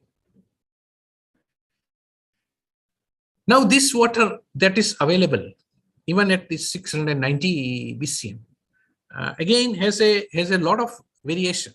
If you look at the Brahmaputra availability, the average annual water resources potential is becoming about 537 BCM in an average year, and which actually, if you translate it to a plot of land, let's say like a per hectare of the basin area that is falling within India, then you realize that it is almost 27,000 cubic meters occurs over a hectare of an area in a Brahmaputra basin. And then when you go to areas like Sabarmati and Pennar, then you have availability which is going down to somewhere around 1,100 cubic meters per hectare. See the kind of range of variation that is happening in this regard. And as against that, if you look at the consumption patterns, then you will realize that in case of the large basin like Brahmaputra, the consumption patterns are very, very low as compared to, let us say, basins. The consumption patterns are very high. In Sabarmati, you have got very big megapolises located, a very intensive agriculture being practiced. Same is the case with Pennar or some other locations like, say, for example, Tapi Basin or Kaveri Basin. So the water resources potential is not commensurate with development that is actually there. So these disparities are the ones which are the defining areas for ensuring the sustainability aspects. Now this was the part of the surface water disparity. And now if we look at the groundwater disparity, then also we find that those areas which are having a shortfall in form of the surface water are the same areas which are also experiencing the distress in form of groundwater. So they are having a double whammy kind of an effect. If we try to touch that area from any one angle, then the scarcity, which is a net scarcity, is something that cannot be handled. And that is the area which is largely lying in the western parts of the country, northwestern parts of the country. Some of the area is having the issues of unsustainable utilization, and then some of the areas are having a physical water scarcity, which is just not sustained by the natural availability of the local water. So if you superimpose the map of the groundwater over the precipitation map of the country, you will find that these two are almost exactly matching with each other. So the prime concern of sustainability is that of the resource, and there the groundwater concerns us a lot, because the prime concern is that we have to really work in a manner that we are able to replenish the resource within the same hydrological cycle, so that in the next cycle, again, that resource remains available. There can be a time gap between the availability and the utilization, which is matched by the storage. And we have to see that whatever we extract in a year, the nature or any other means should be able to replenish it within the same year. If we cannot do that, then we don't have the sustainability coming in. Now here, globally, the groundwater is under stress. We find that our extraction is 3.5 times more than the replenishment of groundwater. And if we look at it from the Indian point of view, then you will find that even in the basins like Ganga and various other relatively better off basins, we find that this ratio will go sometimes more than even 5.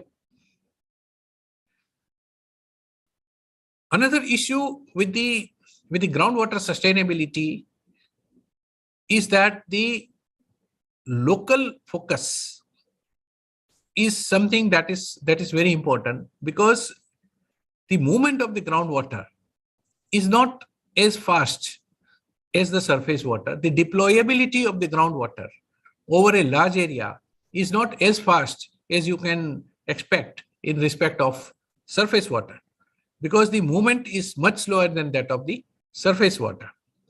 And then it is highly dependent upon local geological and geographical setup.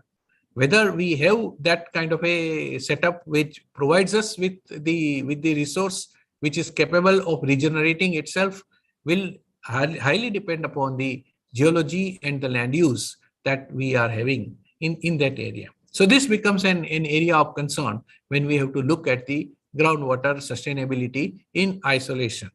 This will have to be matched with the surface water management in a manner that the overall water management is sustainable paradigm.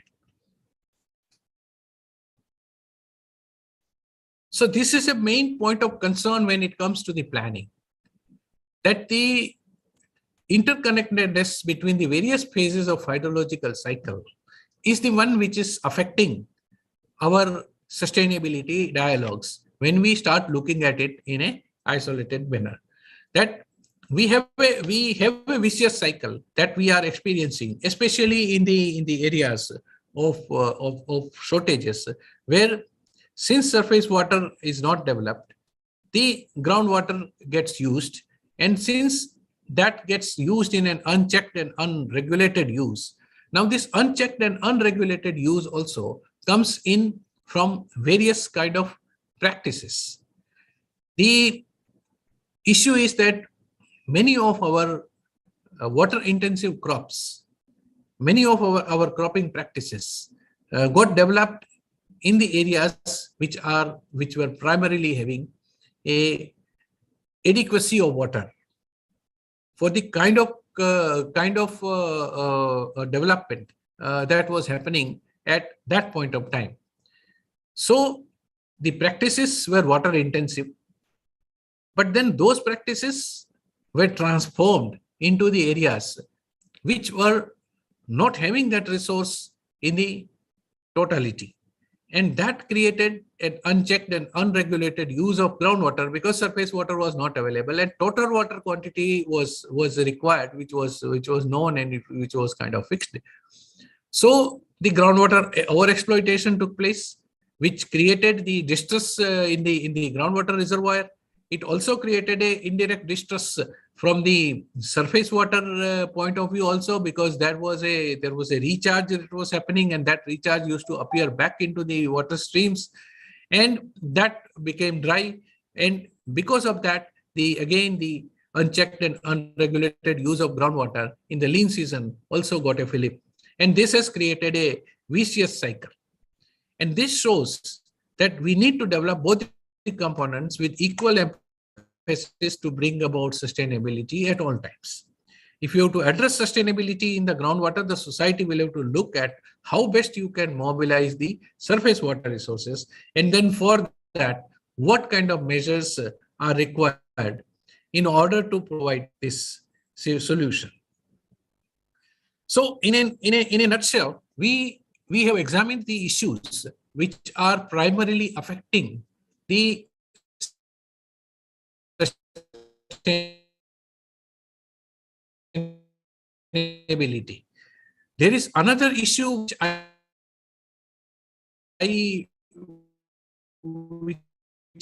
wanted to use efficiency. The use efficiency of staying from the point of view of availability. And because of that, the same quantum of water that we are able to mobilize and provide the benefit with are not something that becomes adequate, and that creates certain amount of social tensions, that is creating certain amount of other economic distresses.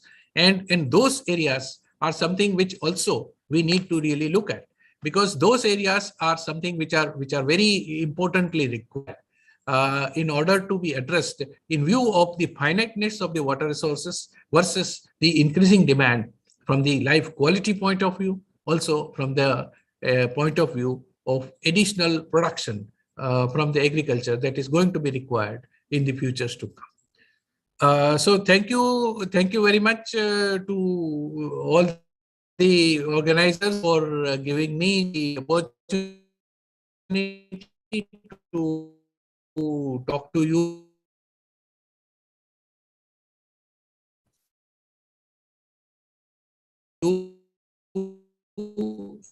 briefly, and I'm grateful to Dr. Dipankar Saha. Thank you very much.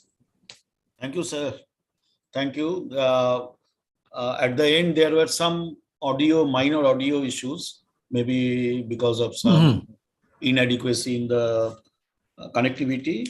You have rightly pointed out that groundwater and surface water cannot go in isolation, part of a system, and it should be used conjunctively, and unless both work in tandem, the water scarcity issues that is looming large over the country cannot be addressed and cannot be solved.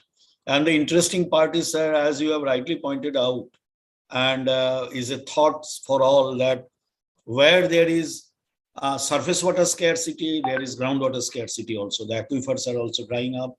Where there is abundance of surface water, there is less. There is a lot of water in the aquifers also. So it's a really challenge for the planners, the executioners, and the policymakers. I say, any reaction from anybody, he can raise the hand and ask question. Or initiate any small discussion. Anybody? Yeah, Dr. Saha, can I speak on the point which? Yes, Dr. Singh, please speak. But before that, I should introduce you with a very brief that Dr. Singh was a former engineer-in-chief in Jharkhand government, a very, very learned man, and a very serious, and I would say rather passionate on water resource research and management. Singh sir, please. This is a direct question to Mr. Pandya on the deliberation about the physical scarcity and as well as the economic scarcity of water. Particularly, I just want to know that Assam, which we have just discussed about the water quality aspect. Basically, it is a geogenic, and when this is in Brahmaputra basin, the water availability, it is highest compared to all the river basins of India. Now, water, in fact, when it is coming over the precipitation to the ground, it is a fresh water. But the moment it is going down to the ground, the whole problem starts coming down. The surface water manifestation, about interception, it is there in terms of storage, in terms of surface or ground. But the moment when the geogenic problem comes in, how to define the water quality, even if the water is available in surplus, how to go about that? Sustainability of that quality of water, where the water even in abundance is there in Brahmaputra, in Assam, which Mr. David had just spoken about the arsenic problem. So this is I will request that can be supplemented by Mr. Pandya on this account, that how he is visualizing the sustainability of the water in terms of the geogenic problem, even if the water availability is too high in the Brahmaputra basin so far as the northeastern region is concerned. Thank you. Well, primarily, yeah, I agree with Mr. Singh. It's good to see him. Of course, water quality issue is a larger issue, not exactly, I mean, only confined to the geogenic problems of arsenic and other issues. And the water quality issue is a management issue rather than a resource issue, because the way we actually use the water, we are not completing the cycle of its use management. That means we mobilize the water resources, we use them. After using them, the responsibility part of the community or of the individuals of getting it back to the original quality. Because water is a recyclable resource. You are not having getting the quality back before it goes back into the system. Is the part which is missing, and that is creating these quality issues primarily. So the quality issues need to be looked at. And we have to distinguish between the quality issues and the quantity issues, because if you have adequate quantity but inadequate quality, then the interventions are different. And you have got adequate quality but the quantity is less, then the solutions are different. So both the solutions have to be viewed in that context. Right, sir. Thank you, sir. Any other? I think Biplav has raised your hand, and Dr. David Polya has also raised his hand, and Dr. N.C. Ghosh has also raised his hand. And we will come, and so for short introduction, sir, let us start with Mr. Biplav. Biplav. Good afternoon, ladies and gentlemen. One minute, just 1 minute, a little introduction about Biplav. He is a very renowned geologist, topper in his UPSC batch, and now running one of the most successful consulting organization in the domain of geology, water and groundwater resources. Biplav, please go ahead. Thank you very much, Deepankar. Good afternoon, ladies and gentlemen. Pandey Sahib, it was wonderful hearing you and the big picture, particularly from a person like you with huge experience. Pandey Sahib, the question which I have is especially in the context of conjunctive use, which you mentioned, of groundwater and surface water. Now, and that is, do we have enough data for the appropriate decision support system in particularly in basins, let's say those basins like Krishna and Kaveri, or the southern Indian or the southern peninsular Indian basins, where groundwater, particularly the phreatic aquifer, is extremely fragmented now because of over abstraction. Do we have enough data? Is our data good enough for an appropriate decision support system on conjunctive use? Please. Dr. Chatterjee, the data-wise, the issues are primarily arising out of the non-availability of the utilization data. Unfortunately, we have got very good resource data, relatively quite good resource data from the surface water angle. We know pretty precisely about how much water actually occurs from the surface or how much water is there in the ground. The issue is that how much of that water is being utilized is something which is extremely fragmented, and because of the interprovincial tensions, this data doesn't become available in a neutral sense across to the working community in general. And that is the one which is actually providing us with this conundrum of how to ensure the conjunctive use in the areas where it is possible. And especially the usage patterns are also very much at variance with what gets recommended. And unfortunately, those things are not really falling in the domains of the technical community, but they'll end up going into the domains of political and administrative areas, and that utilization values, if we get in a good and neutral sense, then the actual balance of water can be really properly worked out. Thank you, sir.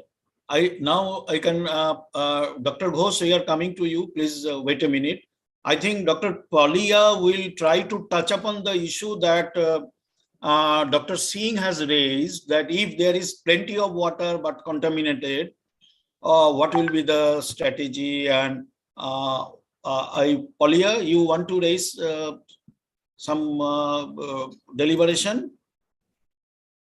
Yeah, well, if I could ask a question, but related to yours as well, Dipankar, clearly we want to prioritize groundwater use for the most important use overall. And I'm wondering, in the context of that, should consideration be given, for example, to the usage in cotton production? Is that something that needs to be reassessed in areas where, you know, drinking water is maybe a more urgent requirement? That was my question, really, to Dr. Panja. Yeah, actually, the biggest problem that the India is facing is that we do not have a regulation law or a regulation act for the groundwater management. And we do not even have what is called some kind of defining principles on which the allocation and the distribution can be handled. And this is the biggest challenge that is actually creating problem in our water management area. So that way the usage is actually determined by the individual farmer or individual community based on number one, the availability, and then number two, the costs of making that resource available in their field or in their houses. So that is where the economics is actually driving this whole thing, and the economics is getting separated from the agroclimatology. So we are having a situation in which the climatic conditions dictate you to go for certain things. The economic conditions are dictating us to go somewhere else, and that is the problem which has basically resulted in the kind of problem that we have in Punjab. Thank you, sir. Sir, I yield to Dr. Ghosh. Narayan. Sir, you have mentioned about the climatic condition, you have mentioned about the economic condition, but sir, you have not mentioned about the compelling political conditions.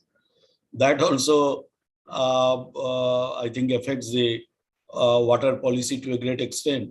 Sir, Dr. Ghosh, you have some question? Dr. N.C. Ghosh? Dr. Ghosh, you unmute. You raised your hand. I'm muting. Yeah, thank you very much. Dr. Ghosh, a brief a line about you. Dr. Ghosh is no need. It's my duty. It's my duty. He was a very, very eminent engineer. Worked on groundwater. I would say whole life on groundwater modeling. He was in NIH, a very, very respected figure in the surface and groundwater modeling and research. Ghosh, please. Thank you very much. Thank you very much. I missed David's lecture. I'm sorry, I missed it because I was involved in some other work. So I was listening to Dr. A.B. Pandya's lecture. So my question, or rather my proposition, will go to Dr. A.B. Pandya. So he's a very renowned person in India. So I think he's the right person to give a few words on my queries. As a groundwater hydrologist, I say that there are three major issues with regard to the groundwater problems.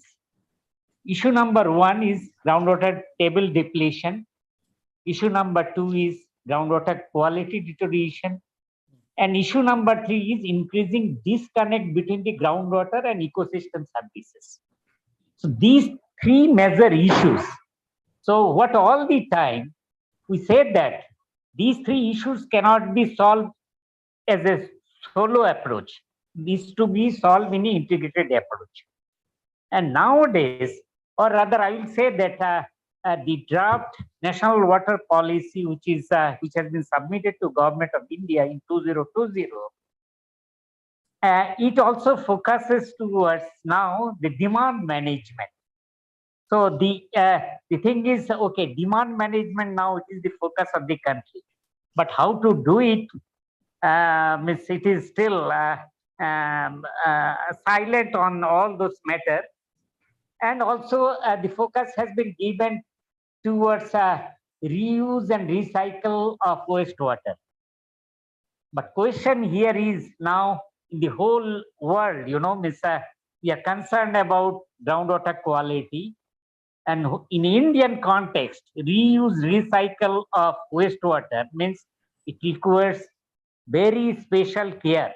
As we all the time say that, unless the tertiary treatment is done, it should not be recharged to the aquifer. So we all know why. So my specific question to Dr. A.B. Pandya. So since the focus has shifted towards the demand side management, of course, supply side management is still there. And also the wastewater reuse and recycle. But are we really ready? Whether the country is ready to do all these things in a more, scientific manner? Because it should not remain in the form of words. It should be in action itself. And as we said that depletion, deterioration, and disconnect between the groundwater and ecosystem services, these are the major issues. But how to address these three major issues? Only just looking into, say, whatever resources we have without giving or making aware our people who are basic user of, say, water. So this is my specific humble submission to all our learned people. So this is what I want to convey. Thank you very much. Thank you, Dr. Ghosh. Actually, the thing is that there is a kind of a debate on the demand side management and supply side management. And once again, we at the professional level, we have been insistent upon the fact that there has to be both the sides to be addressed with an equally emphatic manner.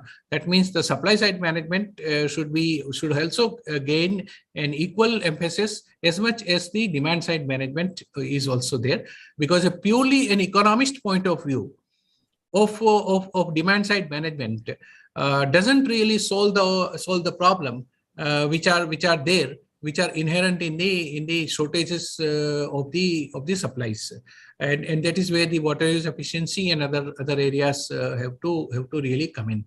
And ecosystem services, actually, what we have to look at is that the water is a total finite resource, and then within that resource, how much we are able to apportion, at what efficiency level, and based on that, how the communities should be directed towards using it at that particular well-defined efficiency levels is something that will be the one which will ultimately solve the all the problems, especially the ecosystem services problem as well.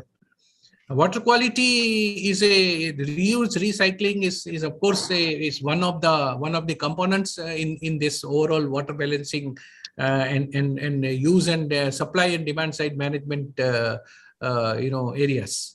So that is as far as the national water policy is concerned.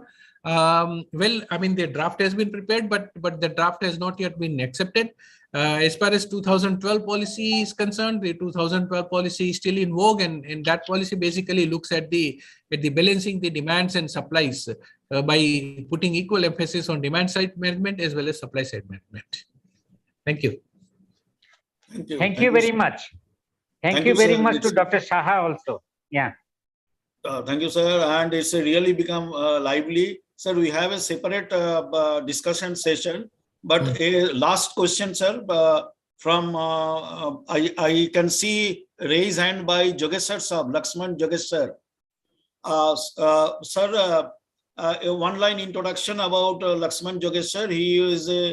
He was the director of Groundwater Department in Jharkhand, and a man who spent his life with groundwater and dealt with the nuts and bolts of the administration and execution of groundwater projects heading a state.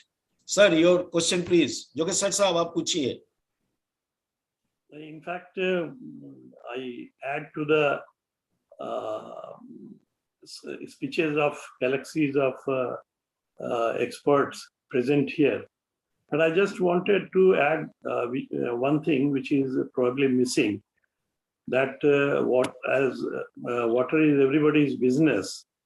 The involvement of entire community or entire residents in the replenishment of groundwater in particular, and surface water too.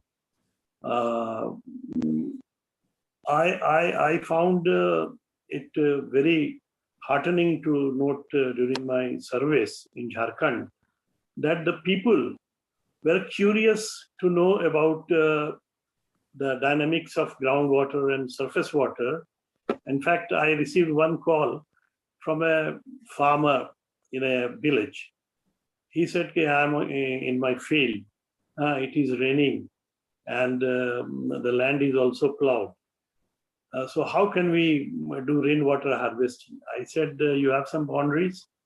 So yes, where the water goes? The water goes through an opening in the boundary. I mean, you close the opening and your water harvesting is done. Groundwater harvesting and groundwater recharging is done. So it has to be made very simple. And the participation of the common people, to all the users, because it is everybody's business, as we all know. It is essential that communities should be sensitized, they should be enlightened with the dynamics of water, and should not take it as for granted. As many speakers said, it's a very finite resource. But renewable, the God's blessing, it's renewable resource. So the focus should be not only preventing people from drawing groundwater, like we use groundwater legislations, but also being an active part of the whole system of recharge.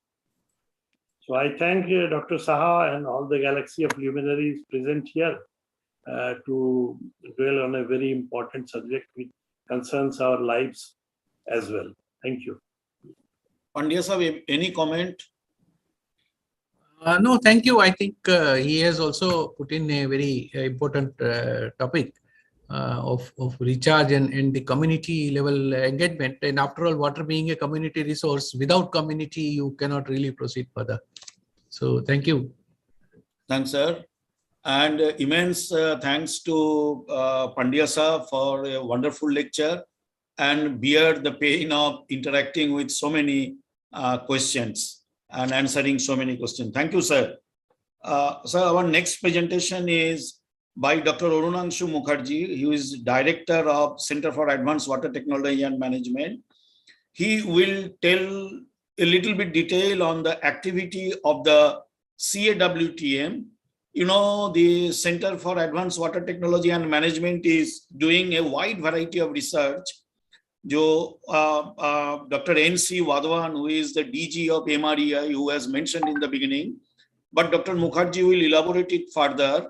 And then we have an interactive session where we will invite our esteemed guests who are here for their opinion and for their views. Dr. Arunanshu Mukherjee will present now. He is now director. He is a checkered career in Central Groundwater Board, a PhD on groundwater management, long tenure in Central Groundwater Board, and now he is leading all the activities in the CAWTM, Center for Advanced Water Technology and Management, a live dedicated to water resource research and management. Mukherjee sir, please. Thank you, Sahasab. Let me try to share. Is it visible to? Yes, visible. So, actually, Wadhwa Sahab has given a very detailed, elaborate discussion on the what we are doing in center, and I have just to supplement some of the information what already Wadhwa Sahab has discussed in a detailed manner. So it was, as mentioned, it was started in April 2017, and our motto is clean water for all forever.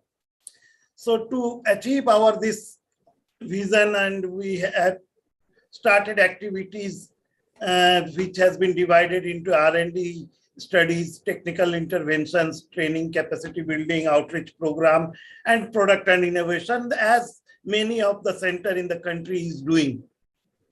But what is the important that we are able to achieve in last 5 years is in front of you, and for that we have a very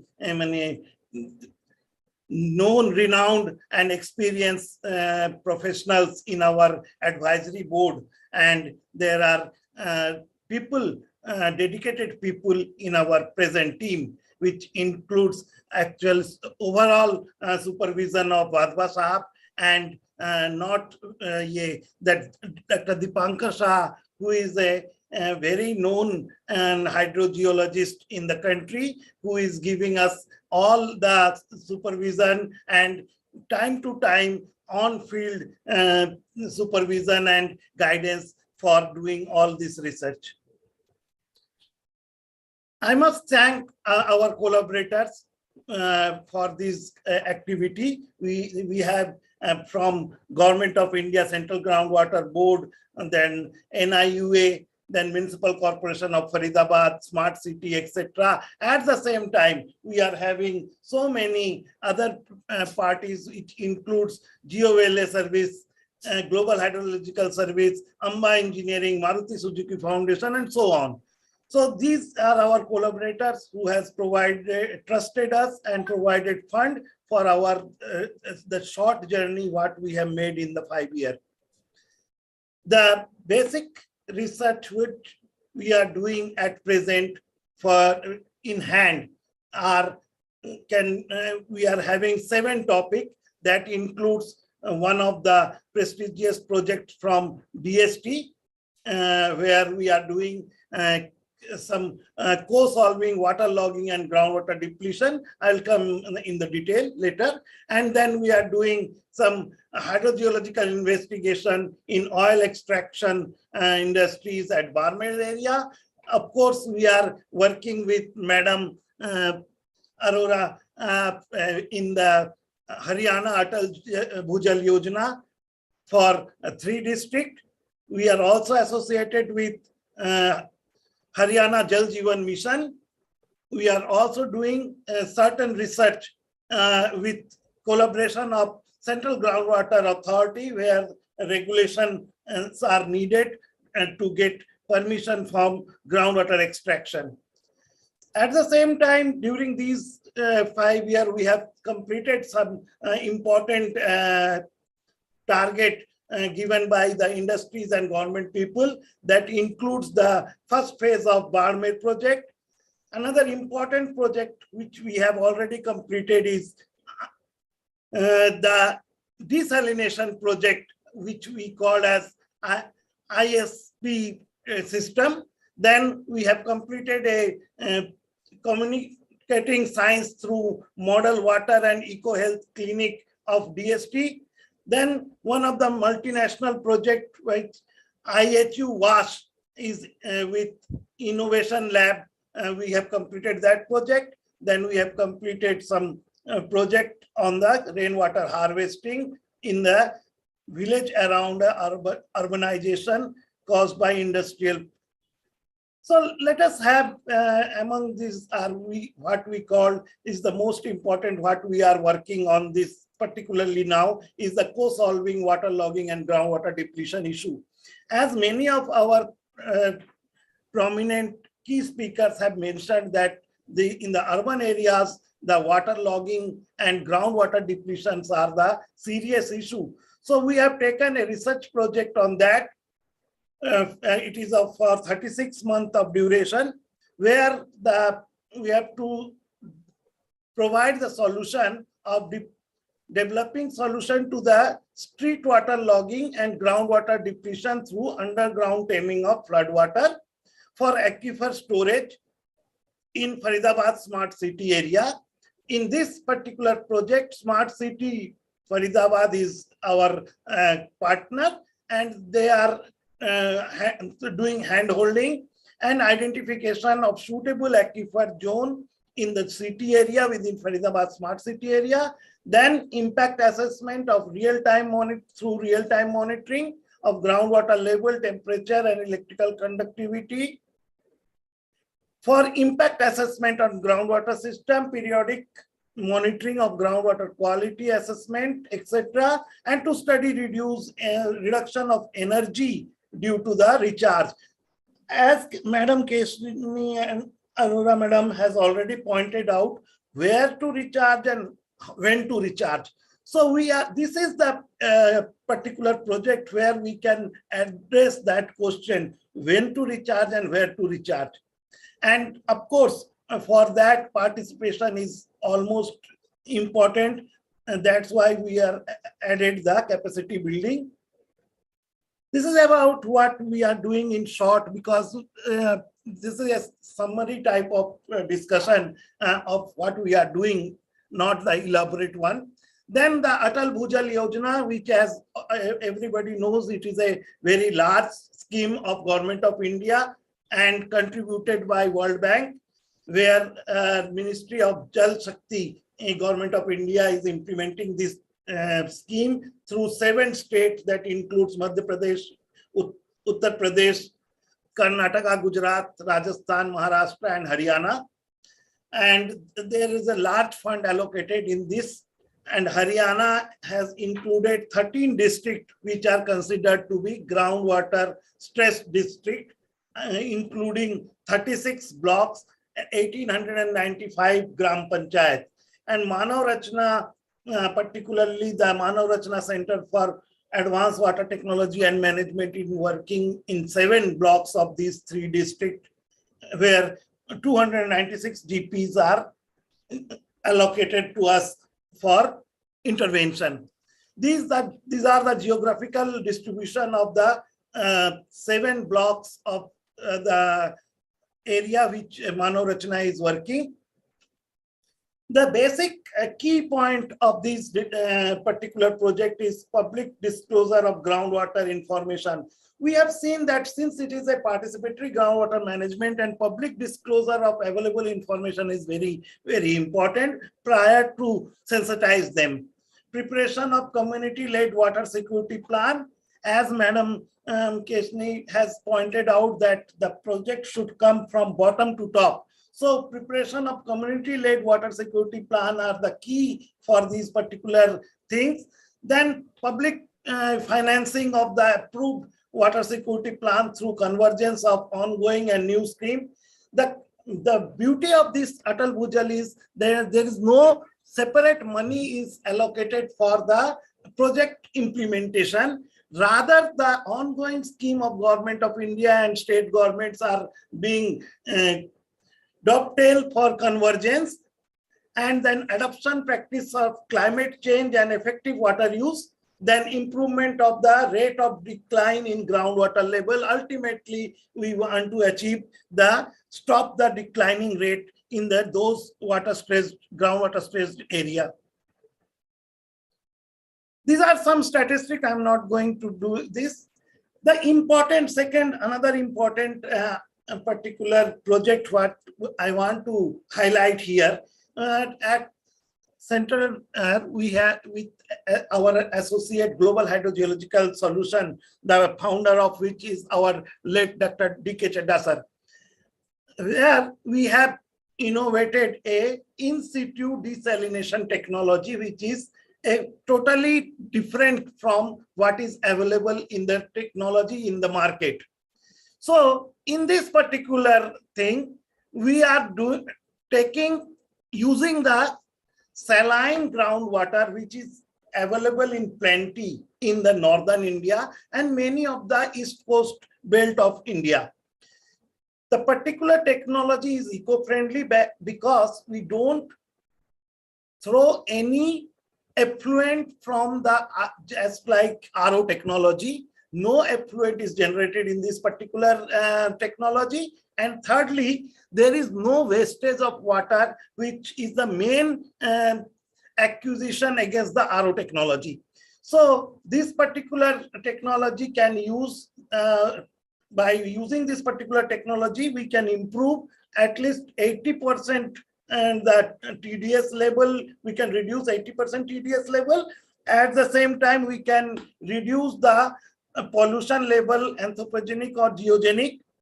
So this kind of technology is available with us, and many of the industrial people have shown their interest in this particular technology. Experimental work has already been done. Already DST has funded for our experimental study. Then we have completed one commercial pilot project for industry. So now the technology is readily available for further execution. But small questions are still remain that when we reduce the TDS up to 80-90%, then the rate of discharge goes down, and simultaneously there is some clogging problem of the membrane which we are facing. So these kind of small issues are still there, but I am definite that with many more projects when we do in this particular area, we will able to come up with this problem. We have done this in the one of the industry which is called as Maharani Innovative Paint Prithla, for giving them a solution to their industrial water requirement, where the TDS was more than 5,000. And now that with our technology, it has been brought to the drinking water standard. Other project, what we are doing for the Barmer area, the Thar Desert, where the oil extraction is being done by the Kane Energy Limited. We are working on with them for their regulation requirement for groundwater regulation, because in the Barmer area, there are small patches of shallow, semi-fresh aquifers. But if this industrial acquisition of saline water, if it is impacting the freshwater zone or not, that particular management or measurement we are doing for last 3 years. It is the 4th year. As our DG sir has mentioned, that the renewal, we have received a renewal of 3 years. Again, already we have worked for 3 years, and we are working in this. Communicating science project from DST has basically for the school, grown-up school-going students, for practical aspects of the water and water literacy and do-it-yourself practice project, which we have completed successfully. Another important project is IHU WASH, International Hub of WASH, and the Manav Centre, Manav Rachna, the WASH Innovation Lab was set up, and we have completed this, the work of these, that objectives, where the main objective is to create awareness among the professionals, with those who are working in particular water supply and water and sewage management area, and give a research in a area where the surface water ponds are getting contaminated in many of our urban areas. So we have already completed a surface water management for a pond, how to get remediation of from the contamination. This kind of projects has been completed. As mentioned by our Wadhwa Sahab, that we have worked for the Maruti Suzuki Foundation. Initially, they have given us a reconnaissance survey project for 10 villages, and later on, they have given us a detailed study for the Ho village of adjacent to Maruti Suzuki plant in Manesar, where we have suggested them how to cope up with the industrial and the industrial rush for water, as well as the urbanization around the industry. And in these areas, particularly groundwater is the sole resource for drinking water, and how we can able to manage the water resource by doing artificial recharge. These are the project where we have suggested simple methods by which with low cost adoption, we can improve the water resource problem. As mentioned by the Pankaj Sahab and our Wadhwa Sahab, that Barkhal project is our pioneer project, where we have suggested the interventions, which is now being implemented by Faridabad Smart City area. And this is some academic interest. I can finish with this, if any question is there. Mukherjee Sahab for highlighting the activities of CAWTM, MRCAWTM. If anybody has any question, please raise your hand, or we can enter into a discussion session. Any person? So no hand is raised and nothing is there in the chat box. So we can, thank you, Dr. Mukherjee. I think now we can enter into the interaction with our learned audience. Some of the very senior persons are here, and we'd like to hear from them about the groundwater sustainability issues. Of course, Pandya Sahab has also mentioned that we should not mention groundwater in isolation, but still considering the fact that the raging groundwater overexploitation has raised many issues, and that is the central theme of discussion in this forum. Let us enter into further discussion. May I invite Lamba Sahab, available hai? First, Lamba Sahab. Can you hear me, Lamba Sahab? Beniwal Sahab hai. Beniwal Sahab, can you hear? Yeah, he is here. जी बताइए दीपांकर जी. हाँ, Beniwal Sahab. नमस्कार.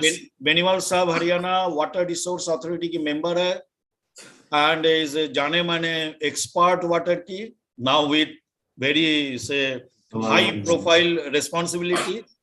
सब आपका कुछ view दीजिए on sustainable groundwater management, focusing on the over exploited areas, and over exploitation please consider surface water and groundwater both. सब आपका view, Beniwal साहब.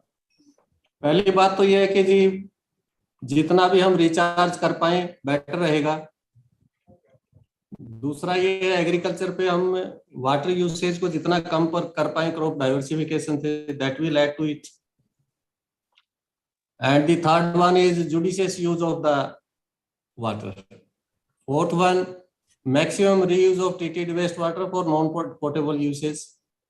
That's all. Thank you. तो बेनीवाल साहब, आप इसको जो और जो वाटर यूज एफिशिएंसी बढ़ाने की जो बात आ रही है, पर्टिकुलरली इरिगेशन सेक्टर में, जी जैसा इरिगेशन ही 90% ग्राउंड वाटर यूज करता है, about 75% of the total water resource irrigation he use करते हैं. So how you view this idea जो इरिगेशन वाटर यूज एफिशिएंसी कैसे बढ़ाया जाए और उसमें हिंडरेंस क्या आते हैं, कुछ आप ग्राउंड लेवल रिपोर्ट देते तो it will be more beneficial to the audience. Micro irrigation and fountain irrigation is the best alternate to increase the water efficiency. The more we avoid the flooding irrigation, the more we save the water, and the efficiency will accordingly increase. Okay.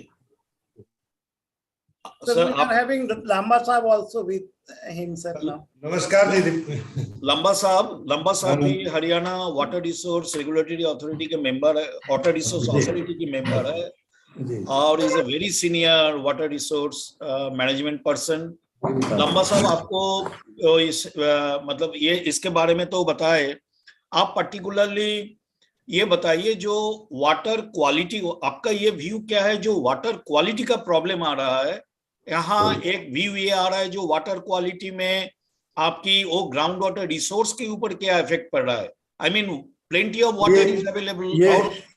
Sir हाँ yes, समझ गया मैं जो आप जानना चाहते हैं कि ग्राउंड वाटर क्वालिटी ये ड्रिंकिंग वाटर के लिए भी और एग्रीकल्चर के लिए भी, दोनों के लिए अच्छी क्वालिटी का होना बहुत जरूरी है.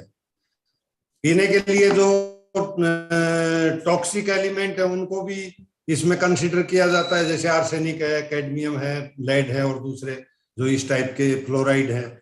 लेकिन इनका जो है अपने एग्रीकल्चर में ज्यादा रोल नहीं होता. एग्रीकल्चर में क्लोराइड, कार्बोनेट, बाइकार्बोनेट इनका ज्यादा रहता है, सोडियम. तो हमारे जो हरियाणा के अंदर सेंट्रल पार्ट है वो सारा एग्रीकल्चर के लिए भी बेकार क्वालिटी वाला पानी है. The quality of ground water is not suitable for agriculture in the central Haryana, and that area using mostly canal water for irrigation, and that water produce more and more water logging problem also in that area. तो ये double problem हमारे यहाँ पे depletion की भी है, जहाँ quality अच्छी है डिप्लीशन है, जहाँ क्वालिटी खराब है वहाँ वाटर लॉगिंग है. यानी हरियाणा का कोई ऐसा इलाका बचा हुआ नहीं है जिसमें ग्राउंड वाटर प्रॉब्लम ना हो. तो क्वालिटी वाला इश्यू है, ये सबसे ज्यादा प्रॉब्लमेटिक है सेंट्रल हरियाणा के अंदर. और डिप्लीशन वाली जो प्रॉब्लम है वो नॉर्थ हरियाणा और साउथ हरियाणा में ज्यादा है. और इवन जो हमारी रिवर है, घग्गर रिवर है इन द नदरन पार्ट और यमुना रिवर है in the eastern part of Haryana state. तो दोनों ही हमारे रिचार्जिंग सोर्स है, लेकिन वहां पे रिचार्जिंग सोर्स होते हुए भी डिप्लीशन बहुत ज्यादा है. और उसकी वजह है हमारा ये जो दोनों का एरिया है ये पैडी ग्रोविंग एरिया है. फ्लड इरिगेशन उसके अंदर मेनली यूज होती है. फ्लड इरिगेशन तो पानी ग्राउंड वाटर के लिए तो एक किस्म से कह सकते हैं कि सबसे ज्यादा खतरनाक है. क्राइम भी कह सकते हैं, क्योंकि अभी नहीं लगता कि ये क्राइम है, लेकिन आज से 200 साल बाद में लगेगा कि ये बहुत बड़ा क्राइम हम कर चुके हैं. 200 साल के बाद में हमें ये ग्राउंड वाटर मिलेगा नहीं, ये पक्की बात है. क्योंकि हर साल 1 मीटर 2 मीटर वाटर लेवल नीचे जा रहा है. और साउथ हरियाणा में तो 200 मीटर के नीचे बेड रॉक है. 200 मीटर के बाद में वहां तो पानी है ही नहीं. और नॉर्थ हरियाणा के अंदर भी जब 200 मीटर के नीचे वाटर टेबल चला जाएगा तो 200 मीटर का मतलब यह है कि वो आम आदमी की पहुंच से दूर होगा. और एग्रीकल्चर के लिए तो उसे यूज किया ही नहीं जा सकेगा. उसके बाद में 200 मीटर के नीचे हमारे एक्यूफर है, वो भी बहुत वीक है, उनके स्पेसिफिक यील्ड बहुत कम है उनकी. तो उस समय वाटर टेबल की डिप्लीशन है आज की तुलना में 2 या 3 गुना ज्यादा होगी. तो वो उन चीजों को क्योंकि साइंटिफिकली हम अभी उसको समझ नहीं पा रहे हैं, या समझते हैं वो लोग उसको किसी को बता नहीं पा रहे, समझा नहीं पा रहे हैं. तो ये चीजें जो है ना आने वाले समय में बहुत खतरनाक होने वाली हैं. रिचार्जिंग के लिए, क्योंकि सबसे पहला सोर्स तो यही है कि रिचार्जिंग के लिए हमारे पास पानी कहाँ है. वो पानी अगर हमारे पास नहीं है तो हमें इसको बचा के रखना सबसे ज्यादा जरूरी है. ऐसा तो है नहीं कि हम अंटार्कटिका से पानी उठा लेंगे रिचार्ज करने के लिए. जो हमें रेनफॉल मिलती है वही तो रिचार्ज कर पाएंगे। ये चीजें जो है ना ये सबसे प्रॉब्लमेटिक है। और क्वालिटी जो है वो, क्योंकि हम वाटर लॉगिंग कंडीशन क्रिएट कर चुके हैं सेंट्रल हरियाणा में, तो जो वाटर से रिएक्शन होती है अपनी सॉइल की, वो से साल्ट जो प्रोड्यूस होते हैं वो वहां कंसंट्रेट हो रहे हैं सेंट्रल हरियाणा में। और उनकी इलेक्ट्रिकल कंडक्टिविटी अगर आप आज से 20 साल पहले या 40 साल पहले अगर उस पानी की क्वालिटी को जांच करेंगे तो ग्रेजुअली वो इंक्रीज कर रही है उसकी सैलिनिटी। तो जब सैलिनिटी इंक्रीज कर रही है तो एक दिन ऐसा आएगा कि उस पानी को हम समुद्र के पानी में उसमें कोई फर्क नहीं रह जाएगा। और जब समुद्र के पानी को ही हमें फिर यूज करना है किसी जगह पे, तो फिर तो समुद्र का तो हमारे चारों तरफ पानी है, फिर तो कोई ज्यादा दिक्कत नहीं है। तो ये चीजें वाटर लॉगिंग को खत्म करना बहुत जरूरी है। और इस वाटर लॉगिंग की प्रॉब्लम से एक जो और नई प्रॉब्लम है क्रिएट हो रही है कि वहां पे हमारे पास रिचार्ज करने के लिए भी जगह नहीं है, एक्यूफर बचा ही नहीं है। अगर एक्यूफर में जगह नहीं है तो हम क्या रिचार्ज करेंगे? ठीक है ना। हाँ, तो सेंट्रल हरियाणा सबसे ज्यादा पानी यूज करता है कैनाल का, और वाटर लॉगिंग कंडीशन होने की वजह से जो रिचार्ज होता है हमारा कैनाल वाटर, जो रिचार्ज होता है, रिटर्न फ्लो होता है जो इरिगेटेड वाटर का, वो भी हमारा सैलाइन होता जा रहा है, सैलाइन पानी में मिलके। तो वो भी हमारा लॉस है। जो 30% हम उसको मानते हैं कि 30% रिचार्ज होता है, तो 30% भी हमारा लॉस है। तो हमें बचाने के लिए इस वाटर लॉगिंग प्रॉब्लम को खत्म करना बहुत जरूरी है। अदरवाइज रिचार्ज करते रहो, किस चीज को रिचार्ज करें? पानी तो कहीं है नहीं। Right sir. और साउथ हरियाणा में पानी पहुंचाना भी बहुत मुश्किल काम है। एक क्यूबिक मीटर का 20 रुपए खर्चा आ रहा है, तो वो इरिगेशन के लिए तो पहुंचा ही नहीं सकते वहां पे। और अगर 20 रुपए एक क्यूबिक मीटर, जो कि आप कह सकते हैं कि एक क्यूबिक मीटर में 1 किलो, हाँ 1 KLD 1000 लीटर, तो 1000 लीटर के अंदर 20 रुपए का खर्चा आ रहा है, और 20 रुपए की उसमें पैदा हो रही है। 1 किलो गेहूं पैदा होता है, तो 20 रुपए की पैदा के लिए 20 रुपए का पानी खराब कर रहे हैं। वो फ्री में मिल रहा है, इसलिए हमें ये लगता है कि भाई हमें पैदा हुई है, अदरवाइज हुआ तो कुछ भी नहीं। Thank you sir. हाँ जी, ये सब चीजें हैं sir. Thank you sir. Now we see हमारा साथ आपके professor Shashank Shekhar, you are here? हाँ sir, professor Shekhar, can you hear me? Yes sir, I can hear you. One line introduction about you. Professor Shashank Shekhar is one of the leading researcher in groundwater. He is a professor in Delhi University and dedicated to hydrogeology and groundwater. Shekhar sir, your view on the sustainable groundwater management. Yeah, before I give my view, I must compliment Manav Rachna Centre for Advanced Water Technology and Management of Manav Rachna International Institute of Research and Studies for being one of the most visible educational institution in Haryana. Because I don't know how many times I have attended seminar and given talks here, but no other institution. So with this compliment, first, what touched me today was the bottoms-up approach which the chairperson from Haryana Water Resource Authority elaborated upon, the bottoms-up approach in resources assessment. That the state of Haryana has started village level resource assessment, and then that will make the contradictions in the resource assessment redundant. Like one district having one village with excess resource. So that was need of the hour. Micro-level resources assessment. And then with this, obviously, Dr. Polya, we have been listening to him for a long time. He made a elaborate discussion, and Pandya Sahab. But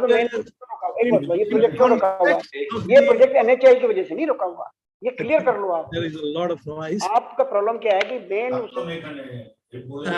oil industry Okay, Sahab, shall I continue?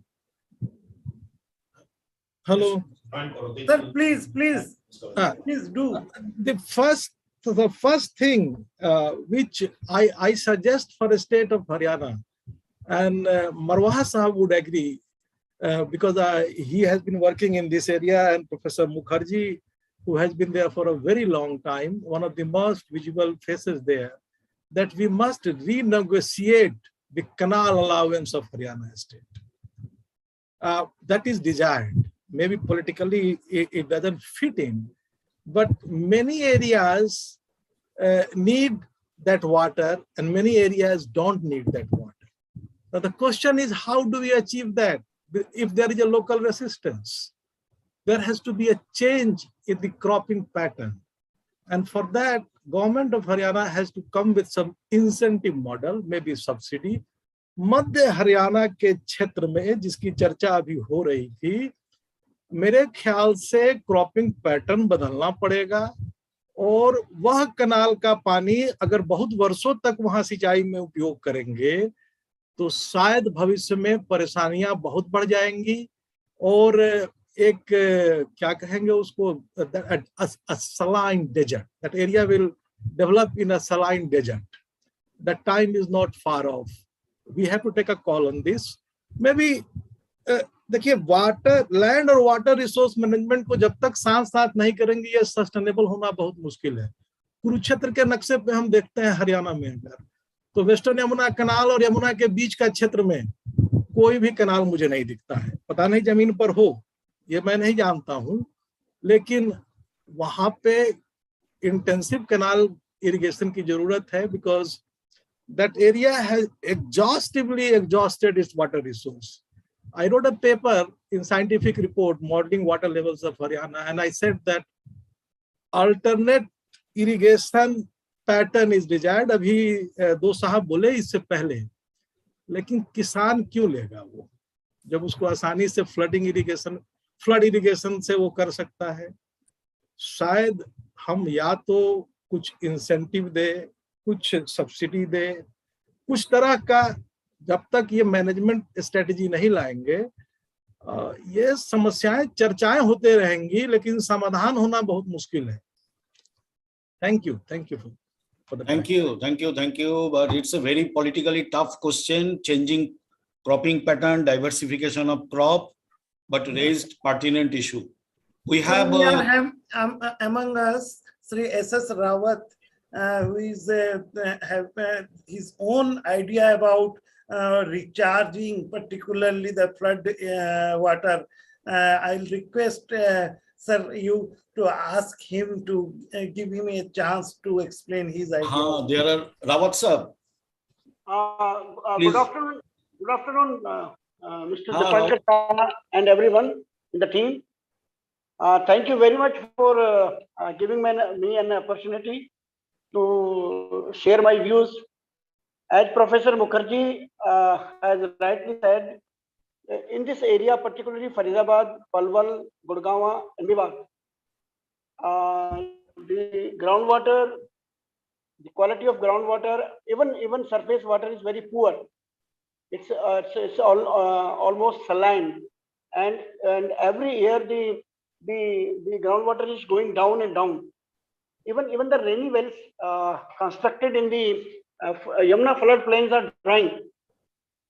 So I have proposed to Professor Mukherjee, and even आपसे भी साहब मैंने request किया था कि why not we go for storage of the Yamuna flood water in the Yamuna floodplain, particularly from Faridabad to this area, what we call as Hasanpur in Hodal. So I have requested Professor Mukherjee to even prepare a concept note on that and to present it in front of the Haryana Water Resource Authority. The man is very, very keen to work on the issues related to the water, particularly groundwater. So that will help us not only in recharging the groundwater, but also as a surface water, it will act for distribution through the pipes and all the things. So that is my one idea about the creation of storage and recharging by tapping the Yamuna flood water during the monsoon season. Sir, Thank you. your point has been well taken. Excuse me. We have already prepared some detailed proposal on this. As we have discussed earlier also in front of Dr. Saha, and we'll further we'll have a meeting and we'll elaborate on this separately. Thank you very much. Rawatji also inform how we are likely to use treated water as per our policy of treated water, and that may help reducing the impact on groundwater, and irrigation channels are being constructed. PPP models are being planned. Rawatji can tell you the elaborate issues. Yes, Haryana government has the policy of reusing the treated wastewater, and the department is the department of even MICADA and the irrigation department has planned certain schemes to utilize it for irrigation, and work is going on these schemes. So it's a good scheme, and definitely the stress on the water, surface water and groundwater will be reduced once we are using the resource of the wastewater, which is nowadays wasted in the drains and the canals, and ultimately polluting the groundwater and surface water. So that is a good initiative Right. by the department. Thank you, sir. As per the estimate, about 40 billion liter per day is the generation of the wastewater in India. So if we can use at least a part of the treated wastewater as recharging or some other use, wonderful schemes, and Haryana government is always in the forefront. So let us hear some views who are not exactly from water resources, like they are from the other domain of the industries, but who think a lot about water. Mr. Chaudhary, you are present from Mumbai. Can you hear? I can hear you. Mr. Chaudhary is from Mumbai. He has spent his life with the oil industry. He was in ONGC. He was a senior consultant with other oil companies, worked globally. In a brief, what you feel about the scarcity of water and sustainability of water resource from your prism, please. Yeah, actually, thank you for, I am basically a listener. I am concerned about water, but, what I feel is that from my angle, probably while you are launching this kind of initiatives globally and pan-India basis, why don't you take help from the oil wells also? Like in Tamil Nadu, there are thousands of wells. Around 300 or 400 meters, there is one Madanam limestone, Mahasil. We face a lot of mud loss there, and that is a freshwater aquifer. Huge. So I think you can tie up with the oil wells, get their log data, or coordinate with them, because this is everybody's concern. Oil industry is a user of water for drilling, and their disposal is also of their waste is an issue. So if you take them, probably integrating them will give you a much wider grip than you have. Already you have done remarkable work. I appreciate and admire that. But take data from the oil wells. In Cambay Basin, that is in Gujarat, there are thousands of wells, maybe 10,000. Shallow area, what is happening? The logs they can share. There is no problem. That's my point. Thank you. So a lot of data is available, and we should not work in silo. There should be exchange of data. So as he's telling, a lot of valuable data is available with the oil industry throughout India. We can use those for groundwater, a further exploration, management and all. With us also, a very eminent personality, Dr. S.P. Sinara is there, who was a member in Central Groundwater Board, now president of Center for Groundwater Studies. Dr. Sinara, can you hear? Will you place your views kindly? In short. Can you hear, sir?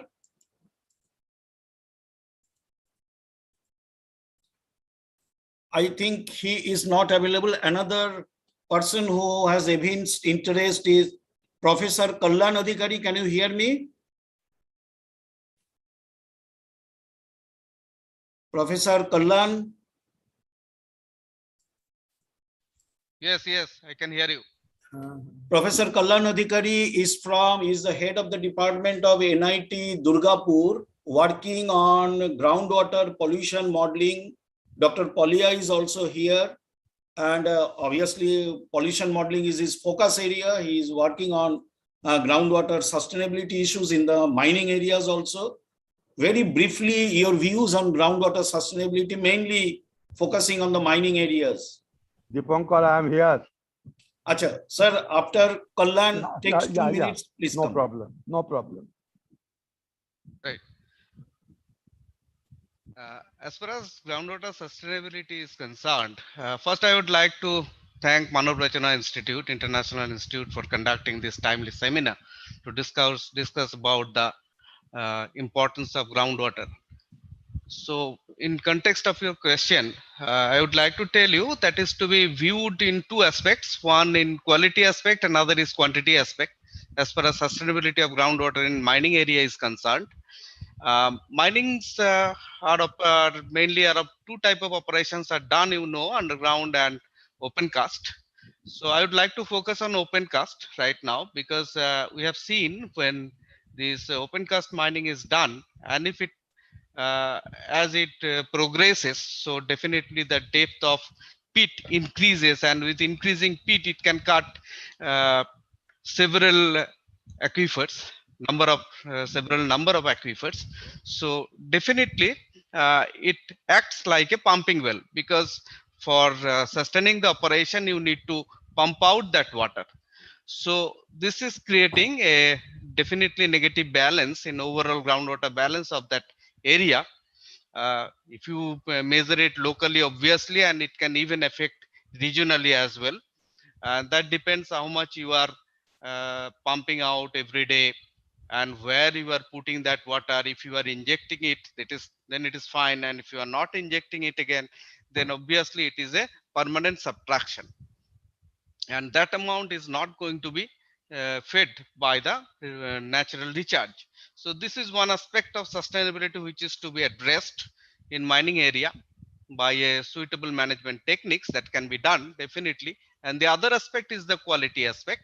Definitely, when this operation is done, and every one of us, we know that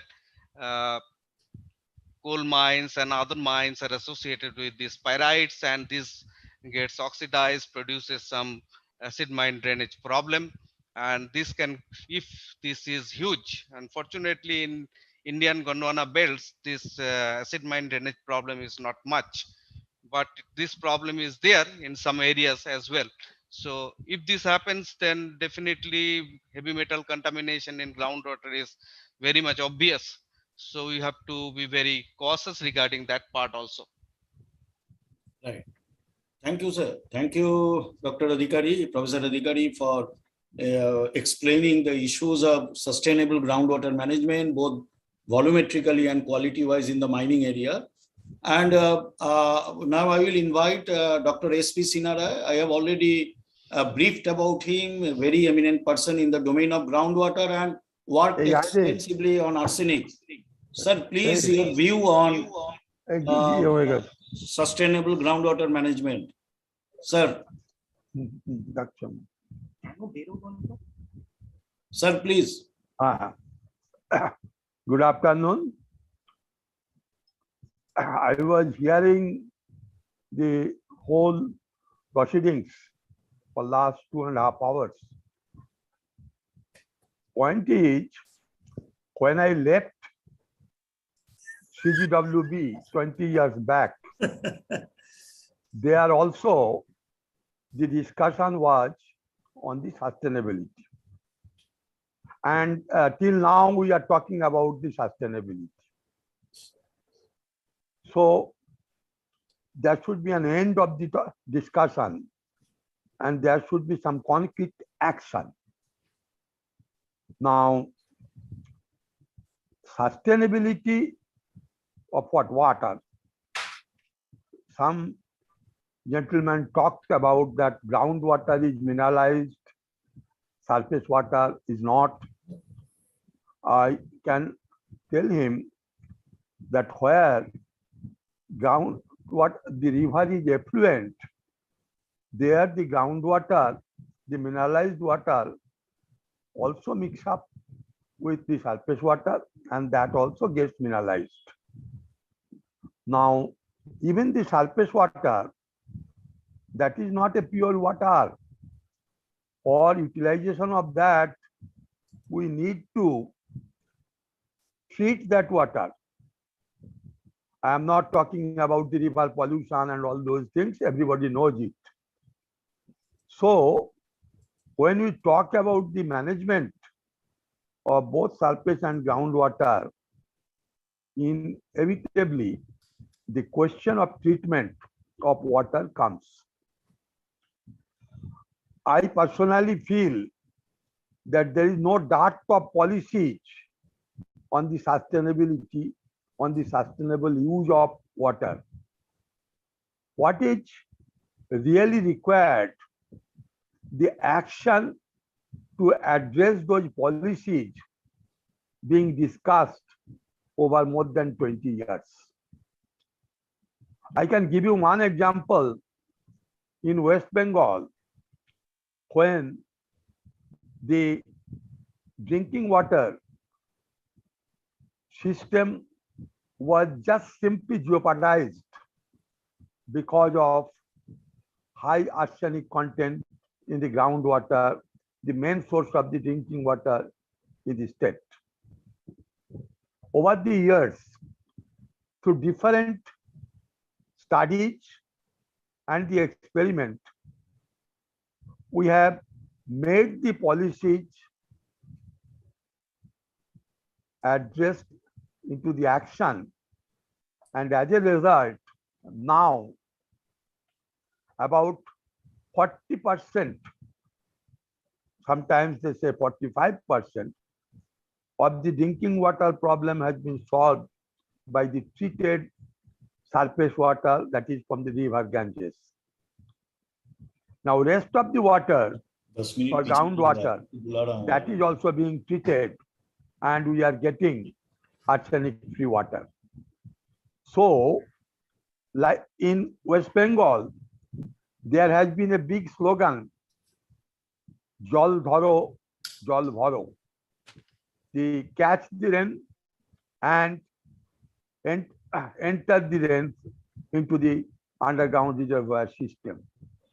With that slogan, action has been taken and things have become quite easy now to have a natural recharge, highly enhanced because of the human activities. So, when we consider that big issues like sustainability has to be solved, I would request the policy along with the action is a need of the hour, nothing else. And before I end up, I will talk one thing which will not be palatable for everyone.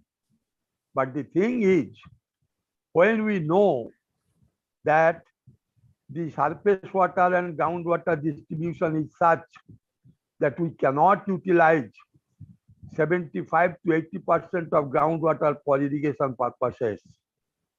Why?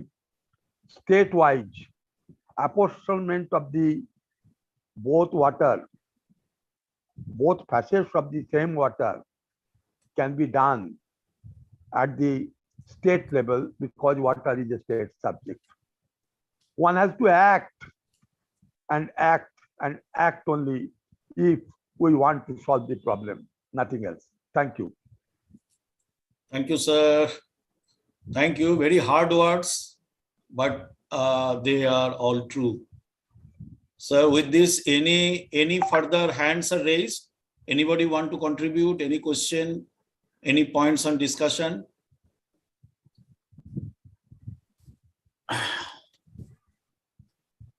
Or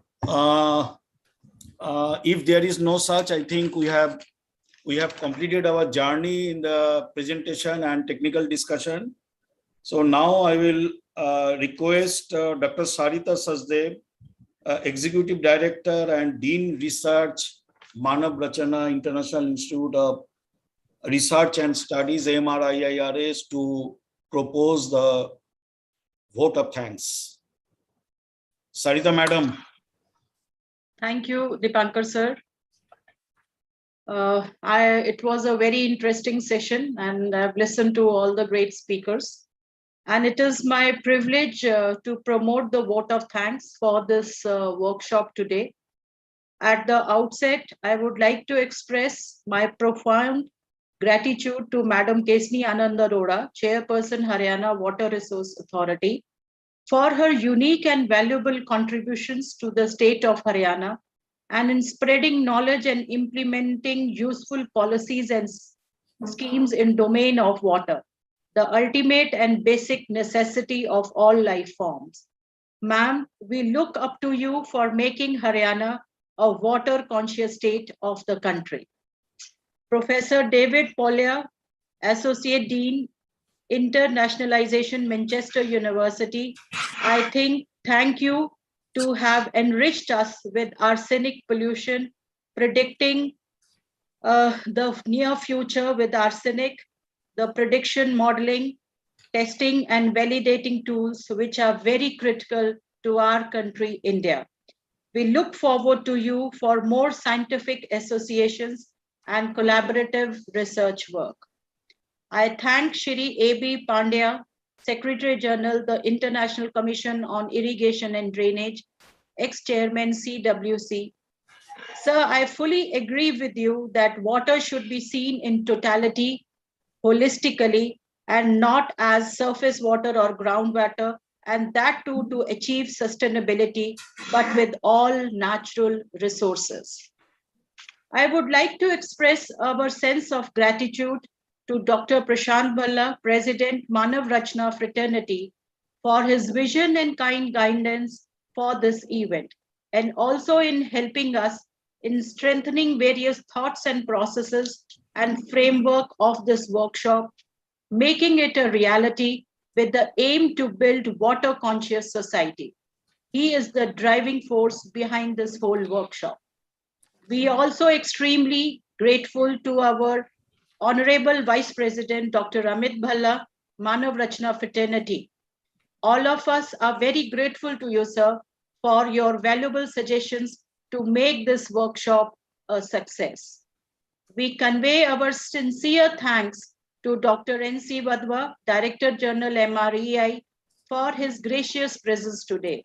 His constant and meticulous guidance inspired us to host this workshop successfully. Sir, your guidance and blessings are of great value to us. This workshop would not have taken the shape it took, but for the keen personal interest taken by Dr. Dipankar Saha, Chair Professor, Manav Rachna MRCAWTM. Amidst his pressing engagements, he frequently interacted with the organizing team and provided us with several ideas right from the conceptualization to the conclusion stage. We are grateful to you, sir. I would also particularly thank Dr. Arunanshu Mukherjee and all his colleagues at MRCAWTM for their support. I take this opportunity to extend our gratitude to the distinguished delegates, distinguished participants, and the learned guests for participating at the event. This reflects their commitment to the cause of water. Event like this cannot happen overnight. The wheels start rolling weeks ago. It requires planning and a bird's eye for details. I have been fortunate enough to be backed up by a team of very motivated and dedicated leadership of MRIIRS, Dr. Sanjay Srivastava, Vice Chancellor and MD MREI, the Pro Vice Chancellors, Registrars, Deans of all faculties, members of organizing committee and colleagues who have been involved in this particular exercise from last few days. Without their cooperation and full support, this workshop would not have been possible. I express my deep sense of appreciation for their support in organizing this workshop. Since we speak for groundwater today, yes, it is the most important natural resource for extending assured irrigation and drinking water security to the country. Though volumetrically it accounts not only for 38% of total utilized water resource, groundwater actually caters nearly 65% of irrigation need, 85% of rural drinking water, and more than 50% of urban water demand. About 10% of India's GDP is contributed by groundwater industries, and industries also relying more and more on groundwater. Recently, Jal Jeevan Mission, where every household is expected to provide safe and adequate drinking water through tap by 2024 in the country, is largely dependent on aquifers. The efforts to increase the farmers' income by providing them assured irrigation is also putting unlimited pressure on this precious natural resource. Groundwater is annually recharged mainly from monsoon, rainfall, and also from other sources. However, reckless and unplanned extraction of wells, much exceeding the annual recharge, is being witnessed in many parts of the country, which is referred as overexploitation. Such a situation is creating drying up of wells, decline of water levels, and groundwater quality deterioration. About 1/5 geographical area of the country is under influence of serious overexploitation of ground resources, as we have also listened to the various eminent speakers in this workshop. Yes, there is an urgent need for sustainable use of groundwater to obviate the threats to food and drinking water security. The supply and demand side interventions are to be adopted carefully, considering the local conditions. It is also important to curb collateral environmental damages that emanate from overexploitation of this resource, which are like drying up of wetlands, lesser e-flow in rivers, saline water ingress in coastal aquifers. Climate change is further adding to already existing complications. We need to take a scientific approach to address these issues. The involvement of different stakeholders and communities are also essential. And yes, ma'am will agree, we, the women, are the ones who best know the value of water. An ignited mind is most powerful weapon on the earth, above the earth and under the earth. And this we receive through knowledge from such workshops. So let me once again thank the eminent speakers of the day for sparing their valuable time to address the gathering and for highlighting the issues that we need to deliberate upon. They have highlighted the need for adopting a conscious, disease-driven approach, emphasized the need for systematic reforms, and impressed on the need for improving work culture, especially in groundwater. I would be failing in my duty if I do not convey my thanks to the print and electronic media and IT department of Manav Rachna for the efforts they have taken to bring about the coverage of this workshop and providing us IT support. Dipankar sir, we look forward to many more such workshops in future. And with this, over to you, sir, for concluding the workshop, please. Before it concludes, sir, let me wonderful, also thank. Wonderful and very immaculate vote of thanks. I don't think you have missed anybody. near and distant. Thank Sir, you very much, Dr. Sir, Sarita. Just Thank a you, minute, sir. It will be very that behind the curtain there are few who has worked a lot. Sneha Rai, our assistant professor, Alifia, and Sandeep and their team. Yes, yes. And Sneha Rai, cheers for Sneha Rai, Alifia. Yes, yes, I agree with Mr. Mukherjee. Yes, Sneha and her team, dedicated team. Yeah, very, very good work they have done, very hardworking. And thanks to all. And Wadhwal Saab for leading and being present throughout the event. Thank you, sir. And to all. हमें madam Keshni जी का आभार व्यक्त करना चाहिए इतने व्यस्त होते हुए मैडम आप I learned a lot from all of you. Thank you. Madam आप पूरा इवेंट रहे. It's we are really thankful to you. Thank you, David sir. We are really blessed that you are. Pandey ji का भी आभार बिल्कुल. Thank you, madam. And thanks to all. Thank you. Thanks. Thank you. Yes, everyone.